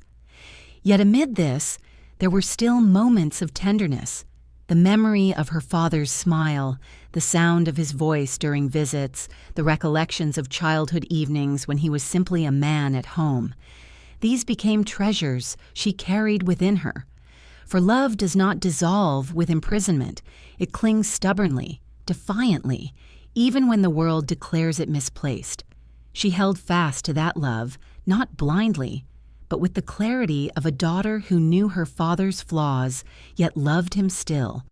And so the years turned, each visit another reminder, each newspaper headline another wound. Her memoir carried some of this grief. Her public appearances masked much of it, but within her heart the ache endured. It was not the ache of scandal, nor the ache of judgment, but the simple ache of a daughter missing her father, of a woman watching time carve lines upon a man once thought immortal. We leave her here for now, walking slowly away from a prison visiting room, her children at her side. The air is cold, the sky a dull gray. Behind her, the gates clang shut with a finality that stings anew each time she hears it. She does not look back, for looking back changes nothing. Instead, she takes her son's hands, steadying them as much as herself, and walks forward. The gravel crunches beneath their steps, the silence heavy yet dignified. Beyond the fences, the road stretches on, uncertain yet inevitable, and she follows it, her heart carrying both grief and resilience in equal measure. The sound of the prison gates clanging shut still echoed in her ears, the metallic strike reverberating through her chest long after she had walked her sons back to the waiting car. That finality, that undeniable separation of lives within and lives without, brought to the surface another wound that had never fully healed. For long before her father's confinement, before the world declared him guilty and caged him away, Victoria had already known the sharp sting of irrevocable loss. It was the memory of her younger brother Frank, whose death as a child remained an ache carved deeply into the heart of their family. It had been 1980, years before the world began watching them with such relentless attention, when tragedy struck suddenly. Frank, only 12 years old, was struck and killed in a car accident not far from their home. One moment he was alive, full of the restless energy of a boy on the cusp of adolescence, and the next, he was gone. Such loss is cruel to any family, but to the goddess, who lived already beneath the pressure of silence and shadow, it was a devastation that pierced through even their carefully kept composure. For Victoria, the memory of her brother was not merely a story told in hushed tones, but a vivid absence. She could still see his smile, still hear his laughter echoing in the hallways, still remember the warmth of his presence at the table. To lose a sibling in youth is to carry forever the sense of incompleteness, as though one's own story has been broken in half. Even as she grew older, even as she became wife and mother, that gap remained, unfilled and unfillable. Her father, stricken by grief, reacted in ways that spoke to the severity of the wound. John Gotti was known for his composure, his command, his iron loyalty to the unspoken codes of his world. Yet in the days following Frank's death, that composure cracked. Rage and sorrow intertwined, and stories circulated of reprisals, of actions taken against the driver who had struck the boy. though such stories blurred fact and legend. What is certain is that the family was left to mourn in both silence and spectacle, unable to grieve as ordinary people grieve, for even in their sorrow, eyes were upon them. For Victoria, the tragedy imprinted itself upon her spirit. She learned in that searing loss that life could vanish without warning, that love could be torn away without mercy. Perhaps it was this knowledge that later made her cling so fiercely to her own sons, guarding them with both tenderness and vigilance. She had seen too clearly how fragile innocence is, how swiftly it can be lost. In Frank's absence, she carried both grief and resolve, the grief of a sister and the resolve of a mother who would never take a child's laughter for granted again. Do you not feel, listener, the weight of such sorrow? To wake in the night and expect still to hear the footsteps of a brother, only to remember that those footsteps will never return. To sit at a family table and see the empty chair that will never again be filled. Such wounds never close fully. They remain tender even decades later, a quiet ache beneath every moment of joy. This grief, intertwined with the complexities of her family, became another layer of Victoria's identity. She was not only the daughter of a powerful man, nor only the wife of a volatile husband, nor only the mother of 3 sons. She was also the sister who had known loss, who had carried mourning silently while the world looked on for spectacle. Her pain was not the world's entertainment, though others treated it as such. It was her own, raw and enduring. The memory of Frank lived on within her, resurfacing at unexpected times. A certain laugh, a certain glance from her sons, a faint echo of his features in their faces. These moments brought back the boy who was gone, and with him, the reminder that life was fragile, fleeting, never to be taken for granted. Perhaps this is why, in her own writing and reflections, she often returned to themes of family, loyalty, and love, for she knew too well how easily they could be fractured. The loss of Frank, combined with her father's imprisonment and her husband's troubles, shaped her into a woman of remarkable resilience. She bore scars that the public could never fully see, and yet she carried herself with grace, refusing to let sorrow reduce her. Her laughter, when it came, carried an undertone of remembrance. Her silences, when they fell, were filled with echoes of the past. She was never only what the tabloids claimed. She was always more.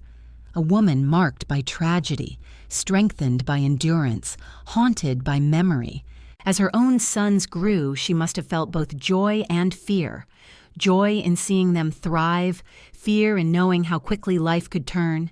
She hovered, protected, guided, not out of control, but out of love, sharpened by loss. The image of her brother's sudden absence taught her that nothing was guaranteed, that vigilance was both a duty and a form of devotion.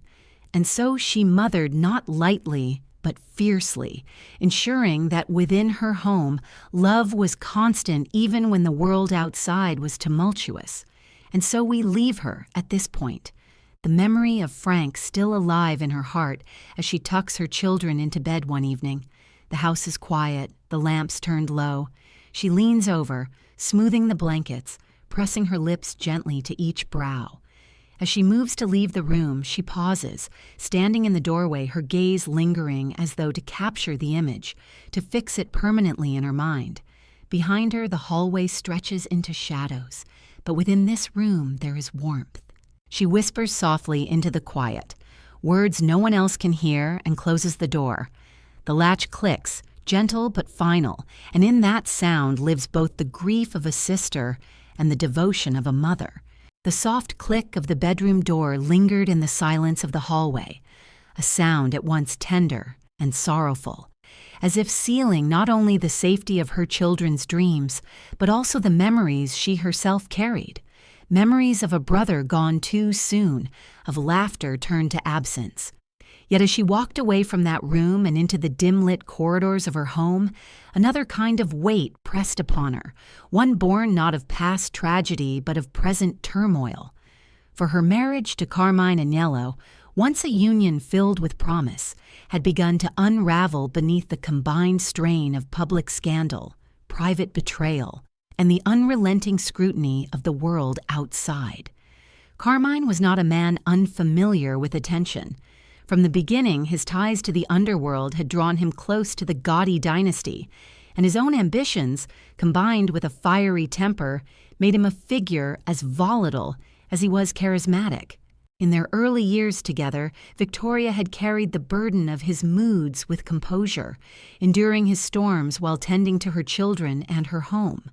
But as time passed, the storms grew heavier, more frequent, more public. Arguments that once remained within walls spilled into whispers beyond them, and whispers soon grew into headlines. The tabloids, always hungry for spectacle, turned their gaze upon her marriage with fervor. Stories of Carmine's rages, of his infidelities, of his brushes with the law, filled the pages of newspapers that only the day before had praised the glamour of the Gotti household. The same cameras that once lingered on her beauty now sought to capture her sorrow. Every crack in the marriage became fodder for speculation, every silence between husband and wife interpreted as proof of collapse. For Victoria, who had grown up under scrutiny, this was no new experience. Yet to have her marriage dissected so publicly was a fresh wound, one she bore quietly for the sake of her children. Within the home, she did not retreat into despair. Instead, she carried herself with the same dignity that had long been her shield. She managed the household, guided her sons, continued her writing, all while bearing the knowledge that her marriage was weakening. The resilience she had inherited from her mother, the endurance she had cultivated since childhood, became her refuge once more. But endurance is not the same as happiness, and beneath her composure lay the sorrow of a woman watching her vows unravel in slow motion. The strains deepened when Carmine's activities brought him into direct conflict with the law. Indictments, convictions, prison sentences, these became recurring chapters in their lives. For a time, Victoria bore them as she had borne so many burdens, standing steady in public even when the ground shifted beneath her. But each scandal chipped away at the foundation of their union. Trust, already strained by temper and betrayal, began to erode. Love, though not absent, was overshadowed by disappointment and weariness. The marriage that had once been both bond and burden became increasingly the latter, until the weight was too heavy to bear. Do you not wonder, listener, how heavy such silence must be? To stand before the world with poise, while within one's heart grows the ache of disillusion. To carry the mask of loyalty, even as loyalty itself cracks. To continue tending to children, to dinners, to the rhythm of days, while each night the space between husband and wife grows wider. It is a quiet kind of suffering, one rarely acknowledged, one that leaves no visible scars but etches itself deeply into the soul. Victoria endured it for years, not out of weakness but out of devotion, to her children, to the idea of family, to the belief that vows once spoken should be honored. Yet even she, resilient and steadfast, could not hold together what was unraveling. By the early 2000s, the marriage had fractured beyond repair. In 2003, she and Carmine divorced, ending a union that had been both defining and destructive. The divorce, like everything else in her life, was not private. It was chronicled, debated, analyzed by strangers who claimed to know her, who feasted upon the spectacle without understanding the humanity beneath it. To the world, it was another gaudy scandal, another story to print in bold letters. To Victoria, it was the painful severing of a bond she had once hoped would bring stability, the dismantling of a home she had built with both love and endurance. And yet, in the midst of this ending, there was also a kind of liberation. No longer bound to the volatility of her husband, she stood on her own, a single mother raising her sons with even greater determination. Freedom, though hard-won and laced with sorrow, offered her the chance to step further into her own identity. She was no longer only a daughter or a wife. She was herself, a woman shaped by shadows but not defined by them. Her strength during this period did not go unnoticed. Admirers saw in her resilience a rare courage.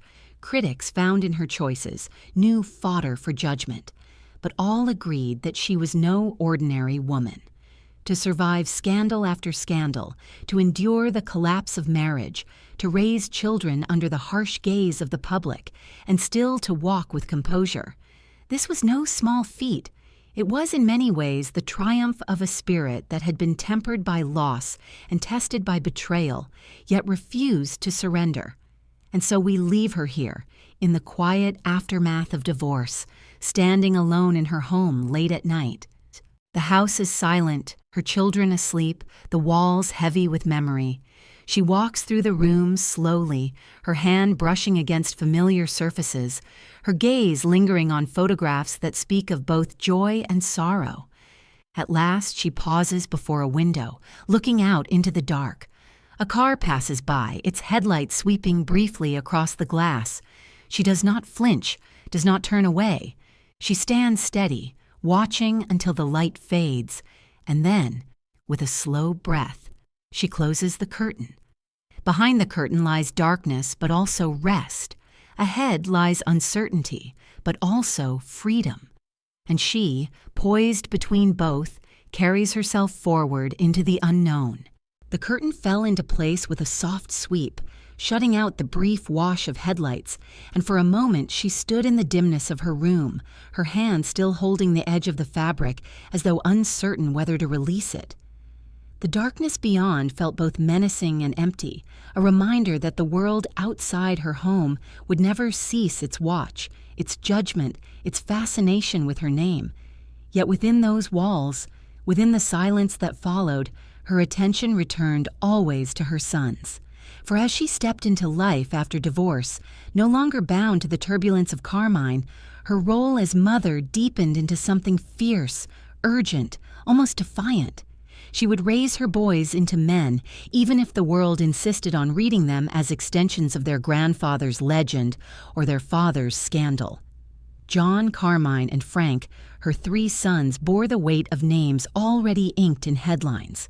As they grew, each day seemed to pull them further into the currents of inheritance. Teachers, neighbors, strangers alike, cast them in the light of suspicion or curiosity, as though their very existence confirmed some prophecy. Victoria knew this gaze all too well, for she herself had lived beneath it since girlhood. And so, when she looked into the eyes of her children, she saw not only their youth and potential, but also the dangers of a shadow that stretched across generations. She tried to protect them, as her own mother had once tried to protect her, with gestures of normalcy.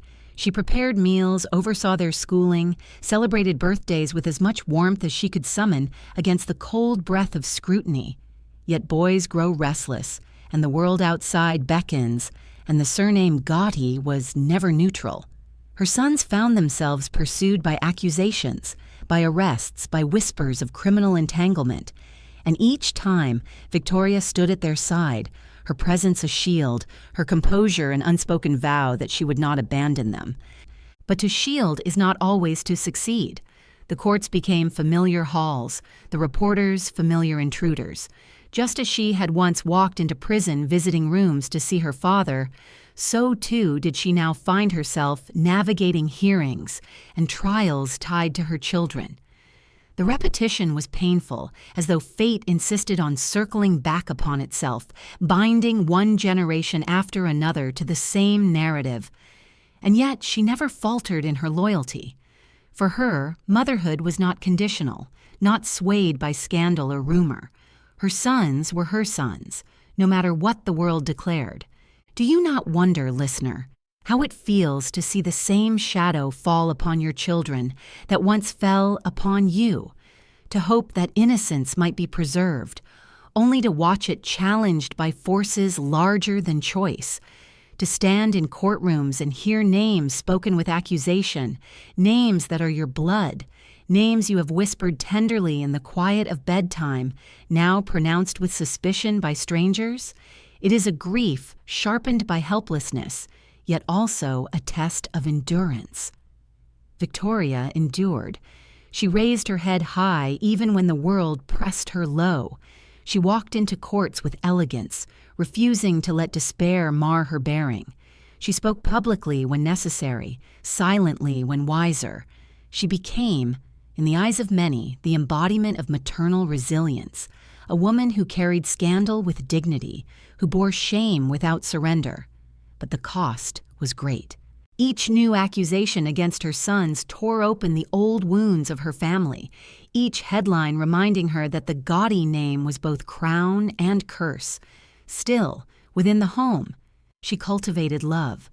Her sons may have walked through storms outside, but inside, she offered them the steadiness she had once longed for as a child. She counseled, she consoled, she corrected when needed. She reminded them of loyalty, of strength, of the bonds that held them together even when the world sought to divide. In this way, she sought not only to shield, but to shape, to guide them toward manhood not merely as heirs of a dynasty, but as individuals who might yet find their own paths. And yet she could not ignore the patterns. Each time a court date approached, each time a rumor spread, she felt the circle tighten. The cycle of inheritance seemed inescapable, the shadow of her father's empire refusing to fade. Her sons, like herself, were caught between choice and destiny, their lives narrated by others before they had written their own stories. This, more than scandal or judgment, was her deepest sorrow, that their names, given at birth, carried with them a script written long before they could speak. The tabloids, of course, feasted on this continuation. They photographed her walking beside her sons, captured their faces in flashes of light, speculated endlessly on their futures. To the public, it was drama, an extension of the Gotti saga. To Victoria, it was her heart, her flesh, her very life on display. And yet she never allowed the cameras to capture despair. If they sought weakness, she gave them poise. If they sought scandal, she gave them silence. Her dignity remained intact, even when her private heart wept. There is a quiet strength in such persistence, for though her sons carried burdens she could not lift entirely, she carried them with them. She bore their names alongside her own, refusing to distance herself even when judgment was harsh. Her loyalty was not blind, it was maternal, rooted in a love deeper than circumstance. She had once mourned a brother lost too soon. She would not abandon her sons while they still breathed, while there was still hope. And so we leave her here, in a moment that reflects both sorrow and endurance. She stands once more at a window, the curtain drawn back this time, gazing outward into the night. Behind her, her sons' voices rise in another room, older now, deeper, carrying both youth and defiance. She listens, a faint smile touching her lips despite the heaviness in her heart. Outside, the street is quiet, a single car idling at the corner. Its headlights glow faintly, waiting. She does not turn away this time.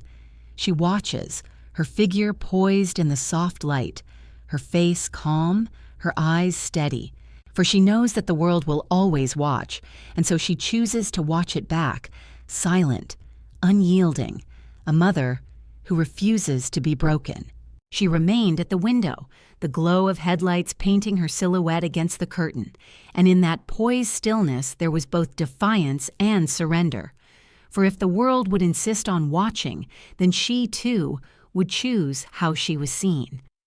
The years that followed brought a decision as bold as it was inevitable. Victoria Gotti opened the gates not only of her home, but of her daily life, allowing cameras inside to capture what had so long been imagined from without. Thus was born the reality series Growing Up Gotti, a spectacle and a sanctuary, a show that blurred the line between performance and existence, between myth and truth. The cameras arrived like guests who never left, their lenses drinking in the gilded rooms of her Long Island home, the banter of her 3 sons. the elegance of her presence. For the public, this was a revelation, an opportunity to glimpse the private world of the Gotti family, not through the filter of tabloids, but through the glow of television screens. The house, once fortress and cage, became a stage, each corner a backdrop, each conversation a scene. And Victoria, who had grown accustomed to being seen yet never truly understood, now had the chance to shape the narrative herself. She did not shrink from this role. Instead, she embraced it with the same composure she had always carried.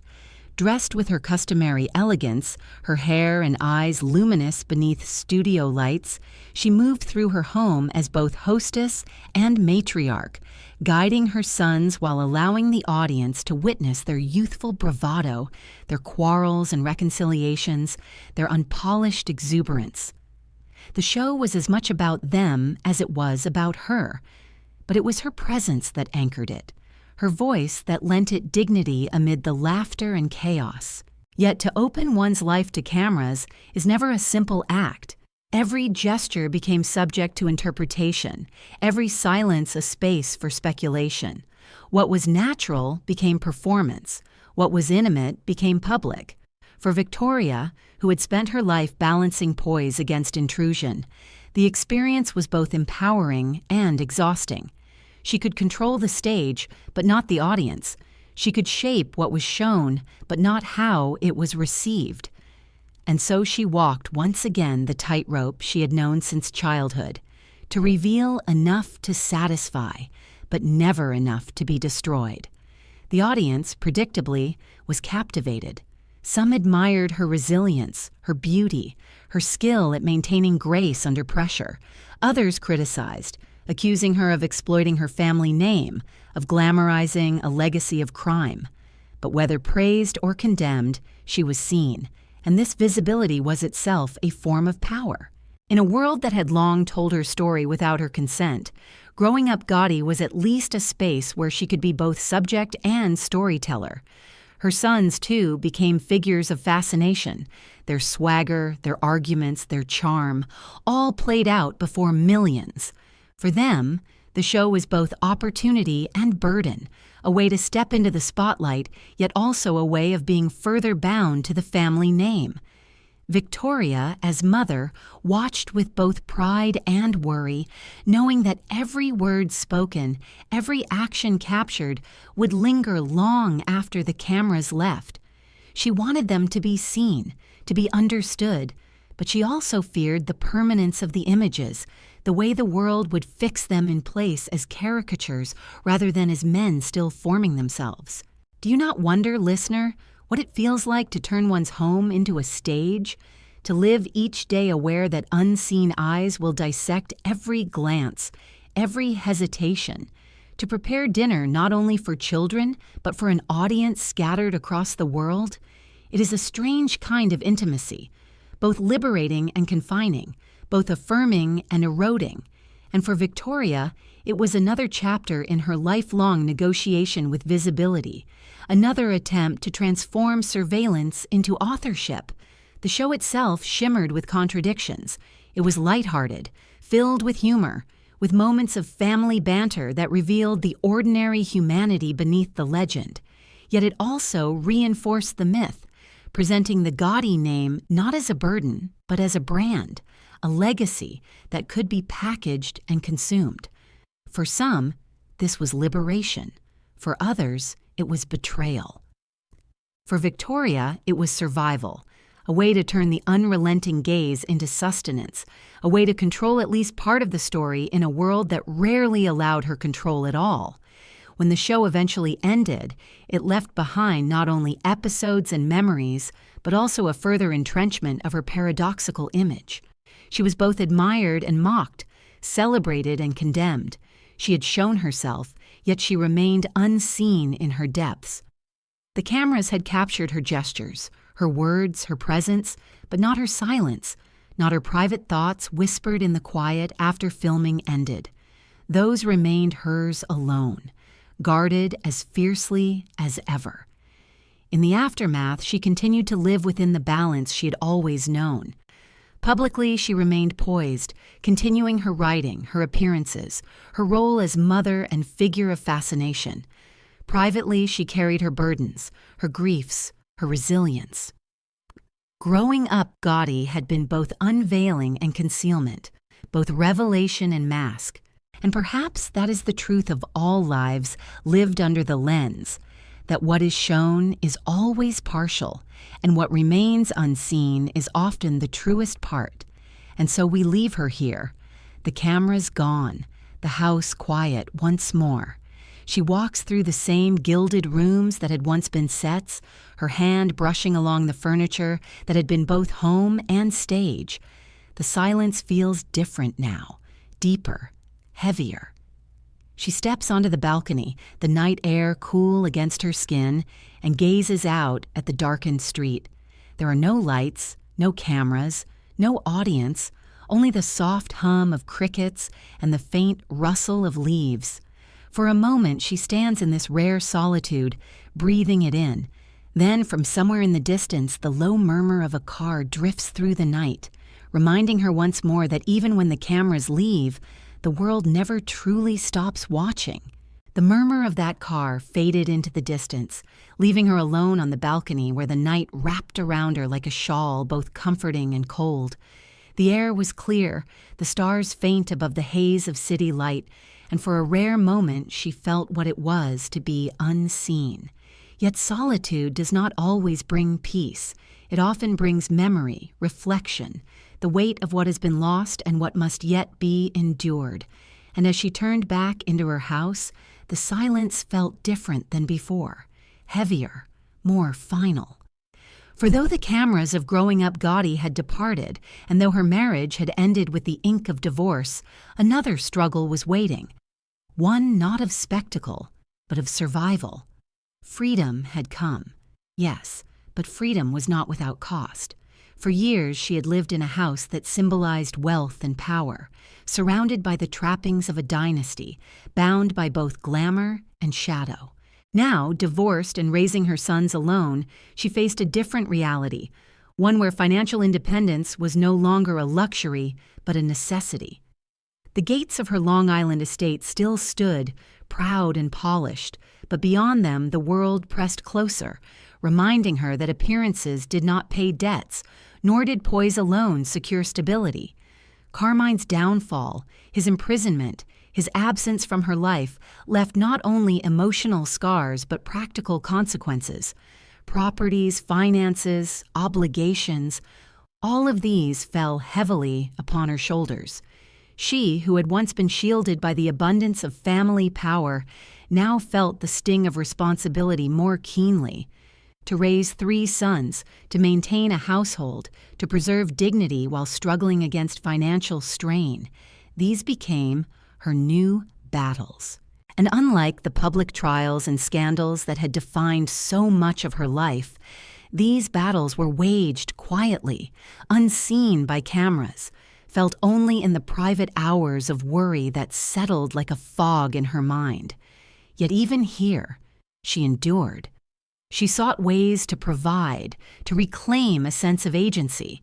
Her writing became not only an act of expression but a means of survival, her voice a source of both identity and income. Appearances on television, engagements, projects, each became part of the tapestry she wove to sustain her family. Some mocked her efforts, calling them attempts to cling to fame.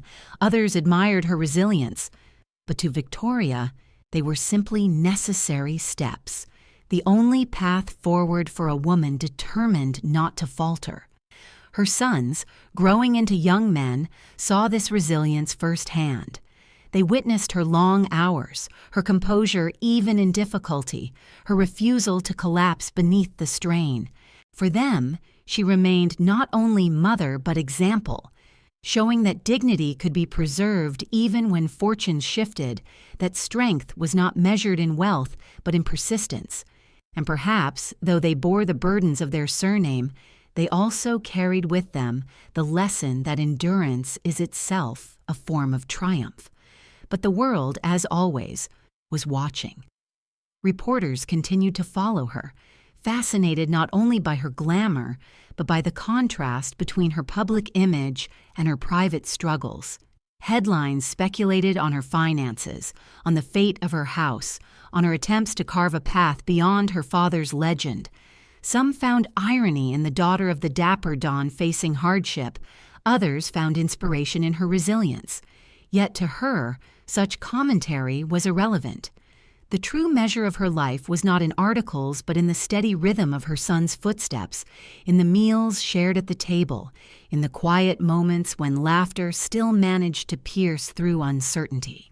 Do you not wonder, listener, how heavy it is to begin again when the world believes it knows you already? To strive for independence when your every effort is cast as scandal, to work quietly while others turn your labor into gossip. It is a peculiar kind of isolation, one that demands not only strength, but faith. Faith that even if misunderstood, even if maligned, the truth of one's endurance will remain. Her independence was not easy, nor was it swift. There were losses along the way, financial, emotional, personal, yet each loss became another layer of resilience, another scar borne with quiet pride. She had survived betrayal, scandal, imprisonment of loved ones, the collapse of marriage. Now she would survive this too. The woman who had once been shielded by her father's empire now stood on her own, stripped of illusion, yet still unbroken. And within this struggle, there was a paradoxical liberation. No longer bound by the volatility of her husband, no longer solely defined as the daughter of a powerful man, she was forced to stand as herself. And though the world still insisted on tethering her to the Gotti name, she knew within that her life was her own, shaped by her own choices, her own endurance. Freedom, even when shadowed by hardship, carried with it a strange sweetness, a reminder that dignity resides not in luxury, but in the courage to continue. We leave her here, then, in the quiet of her home after a long day.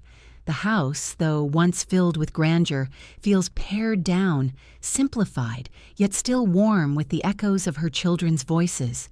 She sits at a table, papers spread before her, bills and notes mingling with the rough drafts of her writing. A lamp glows faintly, casting its circle of light across her face, highlighting the lines carved by endurance. She leans back, closing her eyes for a moment, listening to the steady rhythm of the night beyond the windows. A car passes slowly, its tires humming against the pavement. She does not look up this time. Instead, she breathes deeply, opens her eyes once more, and reaches again for her pen. For even amid struggle, the story must continue, and she, unbroken, continues to write it. The lamplight cast its steady glow upon the table, the pen resting once again between her fingers. And in that fragile circle of light, she continued to write, line after line, as though each word were both burden and balm. Beyond the walls of her home, the world remained restless, always waiting for a new story to consume. Yet within her circle of light, she shaped her own.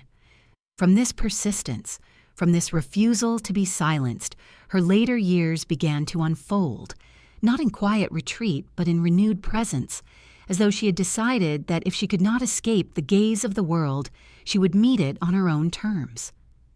Television called to her once more, not the relentless intrusion of cameras installed within her home, as in Growing Up Gotti, but appearances that allowed her to step into the spotlight with control, to speak, to present, to remind the world that she was not merely the daughter of a notorious man, nor merely the divorced wife of a convicted husband, but a woman in her own right, an author, a mother, a survivor. Talk shows invited her, interviews sought her, producers asked her to bring the Gotti name into new narratives.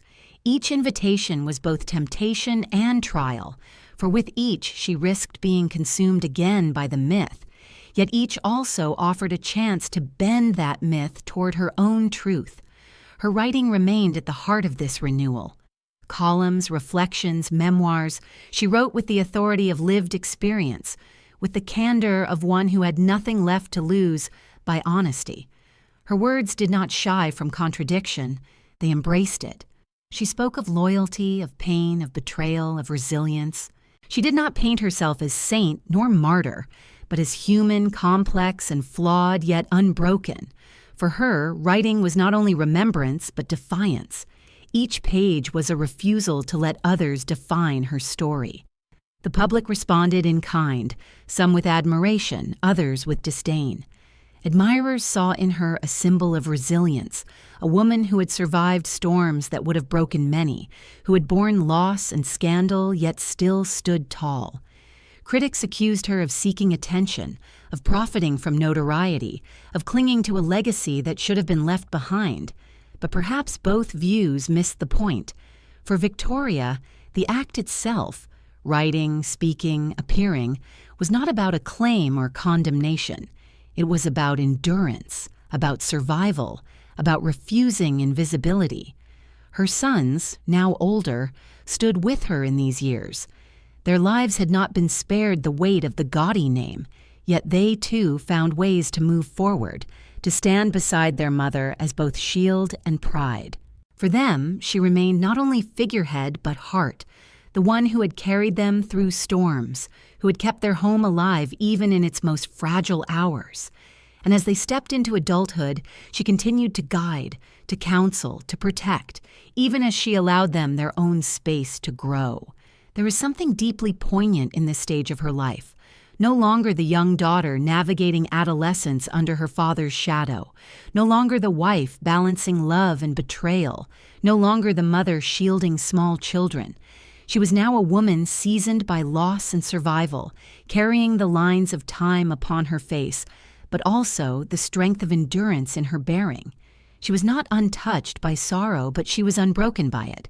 And in her public presence, whether on page or screen, she embodied this paradox, that to survive scandal is itself a form of triumph, that to live openly while haunted by legacy is an act of quiet courage. Do you not feel, listener, the strange beauty of such resilience? To continue when others expect collapse, to rise when others anticipate silence, to carve identity from the very stones that once seemed to imprison. It is not the glamour of victory, but the dignity of persistence. And perhaps that is more enduring than victory itself. Her appearances in these later years sometimes brought a lighter tone. Reality television invited her again, not to reveal her private home, but to participate as a figure of fascination, a personality whose presence carried both history and glamour. She walked these stages with confidence, aware of the eyes upon her, aware of the judgments, but no longer wounded by them as she once had been. Age, experience, loss, all had tempered her, given her a kind of steadiness that neither praise nor condemnation could shake. She had become, in her own way, untouchable, not through power as her father once had been, but through endurance. Her writing, her appearances, her motherhood, all wove together into the fabric of a life that was both public and private, both burdened and free. She was not naive. She knew the Gotti name would never release her entirely. It was her inheritance, her crown and her chain. Yet she also knew that within this inheritance, she could still carve something of her own, still leave behind words and memories that were not only echoes of men's deeds, but the testament of a woman's survival. And so we leave her here, in these years of renewed presence, once more at her desk, but older now, her hair touched faintly by time, her face lined not only with sorrow, but with wisdom. The lamp glows as it always did, casting light upon the page. Her sons' voices, deeper now, rise faintly from another room, their laughter carrying into the stillness. She pauses, pen in hand, and smiles, the sound reminding her that even in a world of shadows, there is still joy. Outside, a car passes slowly, but she no longer listens for its meaning. She has grown beyond the fear of footsteps, beyond the tremor of passing lights. Instead, she bends again to her page, writing steadily, quietly, her story continuing in her own hand. Her pen moved steadily across the page, each word a thread pulled from memory, weaving itself into the fabric of her story. And as she wrote, she could not help but feel the presence of the one shadow that had shaped so much of her life. The figure whose name alone carried weight enough to alter every room, every headline, every whispered conversation. Her father, John Gotti. Though years had passed since the clang of prison gates had sealed him away, and though death itself had closed the chapter of his life in 2002, his legend had not diminished. If anything, it had grown, swelling into something larger than the man himself, something that belonged no longer to family but to history, to myth, to the endless hunger of culture to tell and retell the story of the Dapper Don. For the world, her father had become a symbol, the mob boss with style, the outlaw who defied the government, the figure who smiled for cameras even when facing indictments. Films were made, books written, television specials aired, each painting him in tones of villainy or admiration, each choosing whether to see him as ruthless criminal or folk hero. His life, in the public imagination, became a parable of defiance, of power, of downfall. Yet for Victoria, the legend was both alien and intimate. She knew him not only as the man in headlines, but as the father who tucked her into bed, who laughed at her wit, who carried tenderness in moments unseen by the world. To live within this duality is to be constantly torn between what is remembered and what is forgotten. She read articles that spoke of his ruthlessness, yet she remembered the warmth of his smile. She watched dramatizations that painted him as untouchable, yet she remembered the frailty of his body as illness overtook him in prison. The myth was for others. The memory was hers. And in this tension, she found both pride and sorrow. Pride in the love that bound them as family, sorrow in the knowledge that the world would never know him as she did. Her own life was entwined with this myth, whether she willed it or not. Every step she took, every book she published, every show she appeared in was shadowed by the surname that carried both glamour and condemnation. To some, she was always John Gotti's daughter, never fully her own. To others, she was an inheritor of power, a figure to be admired or envied. Rarely was she simply Victoria, the woman who endured loss, who raised sons, who wrote by lamplight in the still hours of night. The legend of her father threatened always to eclipse her truth, as though the sun of his notoriety burned too brightly for any other light to be seen. And yet, she resisted. She wrote her memoir not to deny the legend, but to complicate it, to remind the world that behind the myth was a family, behind the Dapper Don was a father, behind the spectacle were wounds that never fully healed. In interviews, she spoke candidly of love and loss, of loyalty and betrayal, of the contradictions that defined their lives. She did not seek to sanctify him, nor to condemn him. She sought only to remember him as whole, as human, as the man who had shaped her life in ways both tender and tormenting. Do you not see, listener, how difficult such remembrance must be? To grieve privately while the world debates publicly, to love fiercely while others condemn, to hold memory close while legend expands far beyond reach. It is a burden and a privilege, a sorrow and a defiance. For though the world may claim ownership of the Dapper Don, the daughter still holds the man in her heart, and no myth can steal that truth. As time passed, the legend of John Gotti continued to grow, cemented in documentaries, dramatizations, and endless retellings. Victoria watched this with the steadiness of one accustomed to spectacle.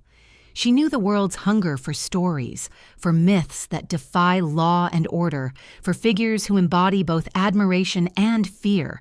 But she also knew that within her family, within her own soul, the story was different. It was not myth, but memory, not spectacle, but silence.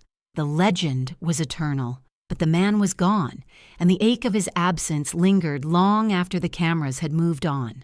Her sons, too, carried this duality. They bore their grandfather's name, felt both its power and its weight. To them, John Gotti was both a figure of history and a personal loss, a man they knew not only from stories, but from the silence of absence. Victoria guided them through this inheritance, reminding them that legacy is not destiny, that they could shape their own lives even beneath the shadow of myth. And yet, she knew how difficult such shaping would be, for she herself had lived the same struggle all her life, and so her later years were marked by reflection, by an acceptance that she could not undo the legend of her father, but she could insist upon her own truth.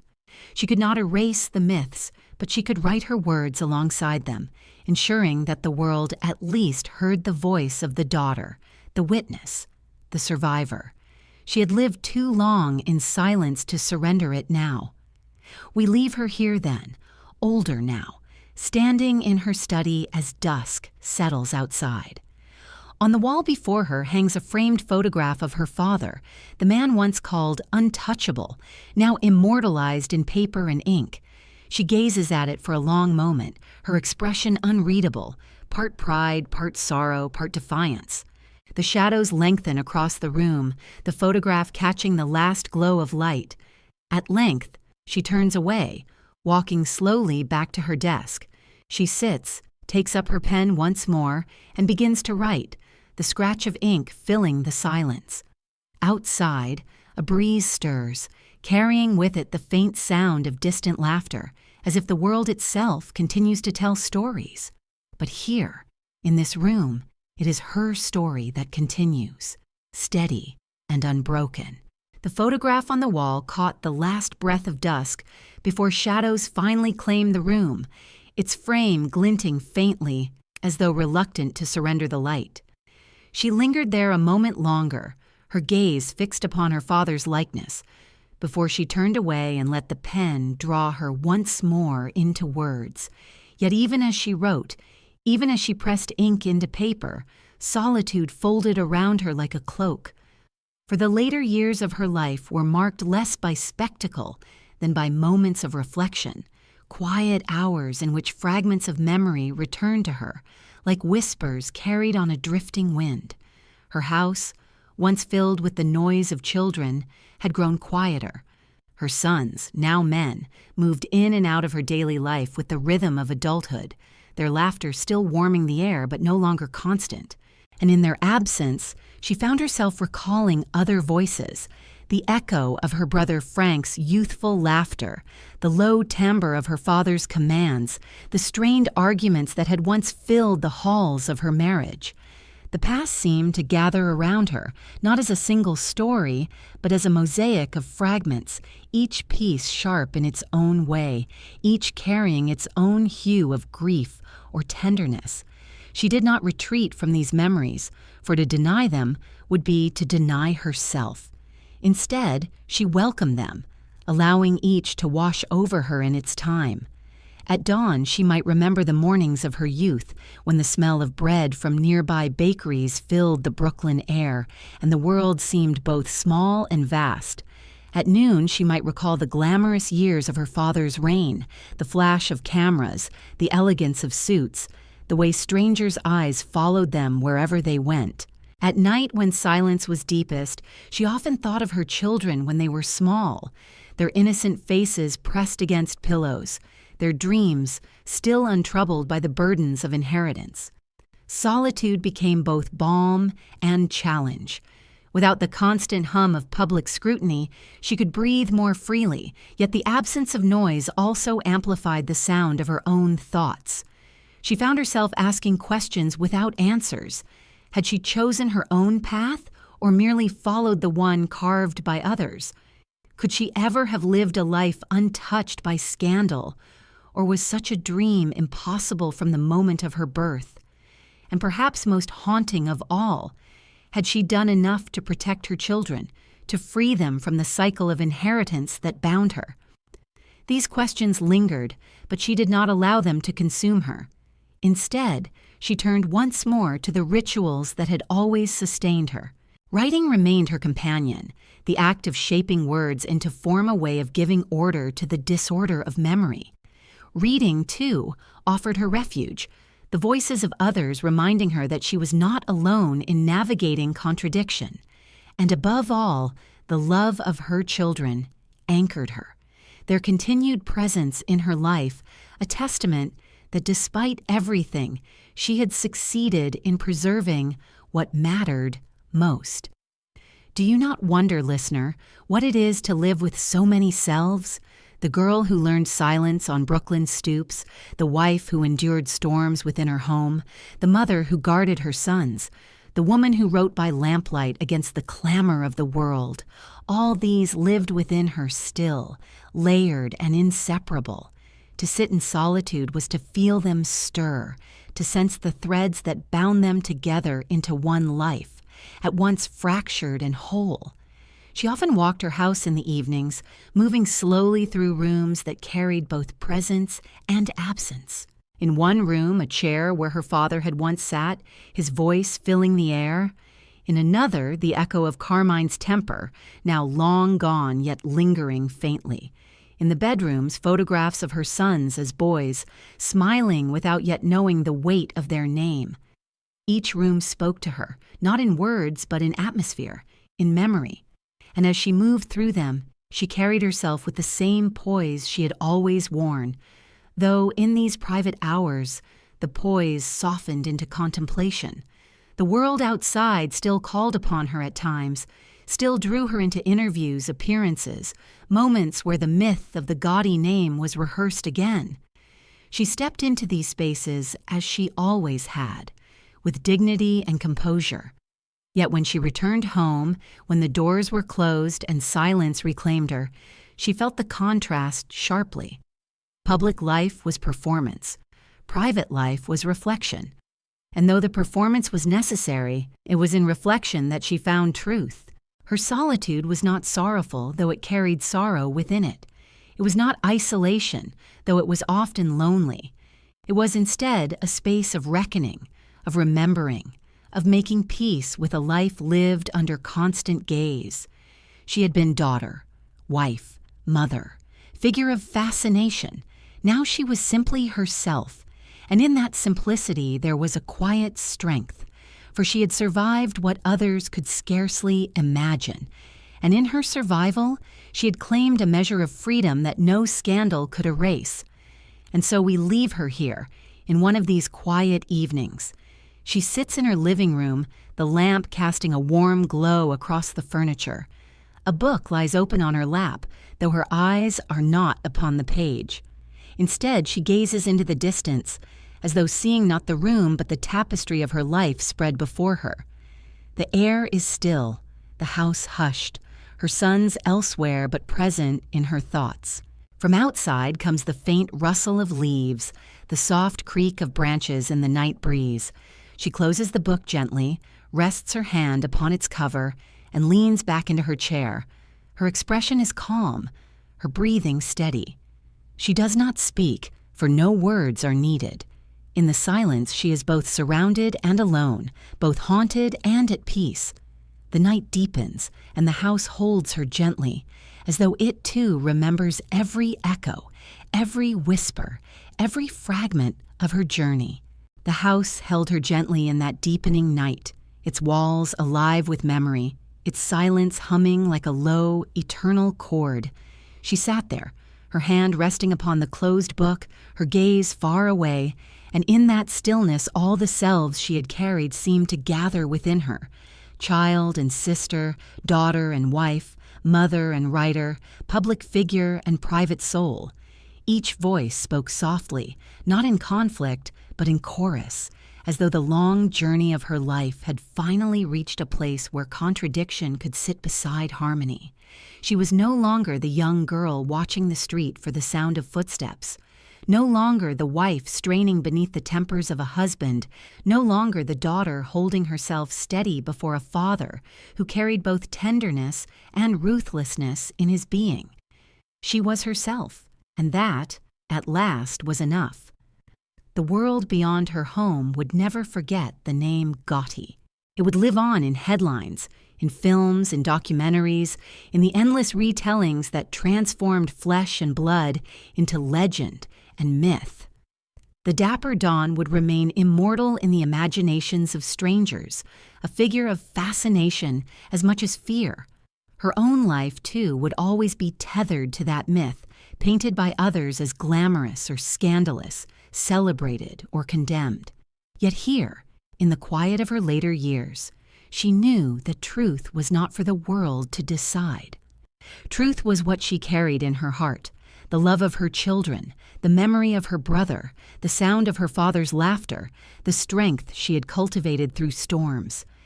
To endure is its own kind of greatness. She had not sought power, nor wealth, nor notoriety, yet they had come upon her as inheritance, as inevitability. What she sought was freedom, the freedom to be herself beyond the Gotti name, beyond the gaze of strangers. And though she could never fully step outside the shadow, she learned to walk within it with dignity. That, perhaps, was her triumph. For to live under scrutiny and remain unbroken, to endure betrayal and still remain loving, to face scandal and still preserve tenderness, these are victories more profound than those claimed in courts or in headlines.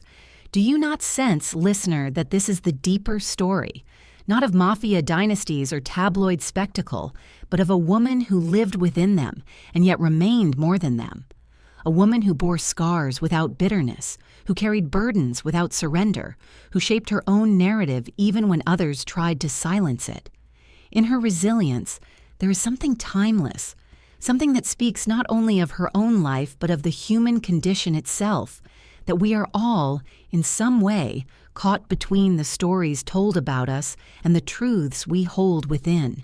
Her later days carried more solitude, but also more peace. She spent time in reflection, in writing, in the company of her sons, whose lives, though shadowed by inheritance, carried forward the love she had given them.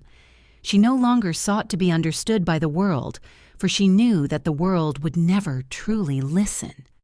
She sought instead to live quietly, steadily, with the knowledge that she had done what she could, that she had lived with dignity, that she had survived. And in that survival lay her legacy, not only as John Gotti's daughter, nor as Carmine Agnello's wife, nor as the matriarch of a television family, but as Victoria herself. And so, dear listener, we come to the end of this long unfolding, this story told not in haste but in patience, like the slow turning of pages by candlelight. Perhaps you have felt, as we traveled through her life, the weight of contradictions, the pulse of sorrow, the shimmer of resilience. Perhaps you, too, have wondered what it means to live in shadow and whether one can ever truly step into light. The answers are not certain, for certainty is a luxury she never knew. But in the mystery lies the truth, that to live is to endure, to carry love through loss, to find dignity even when surrounded by scandal. Let us leave her now, seated once more in her room, the lamp dim, the book closed, the night quiet around her. She breathes deeply, her eyes heavy but her spirit steady. Outside, the street is empty, the air still, the world hushed. For a moment it is as though time itself pauses, holding her gently, allowing her to rest. Tomorrow will come, with its questions and its judgments, but tonight there is only peace. She closes her eyes, her hand still resting on the book, and allows herself to drift into sleep. And in that drifting, her story does not end but settles, like embers glowing quietly after a long fire, warming the silence with the memory of endurance.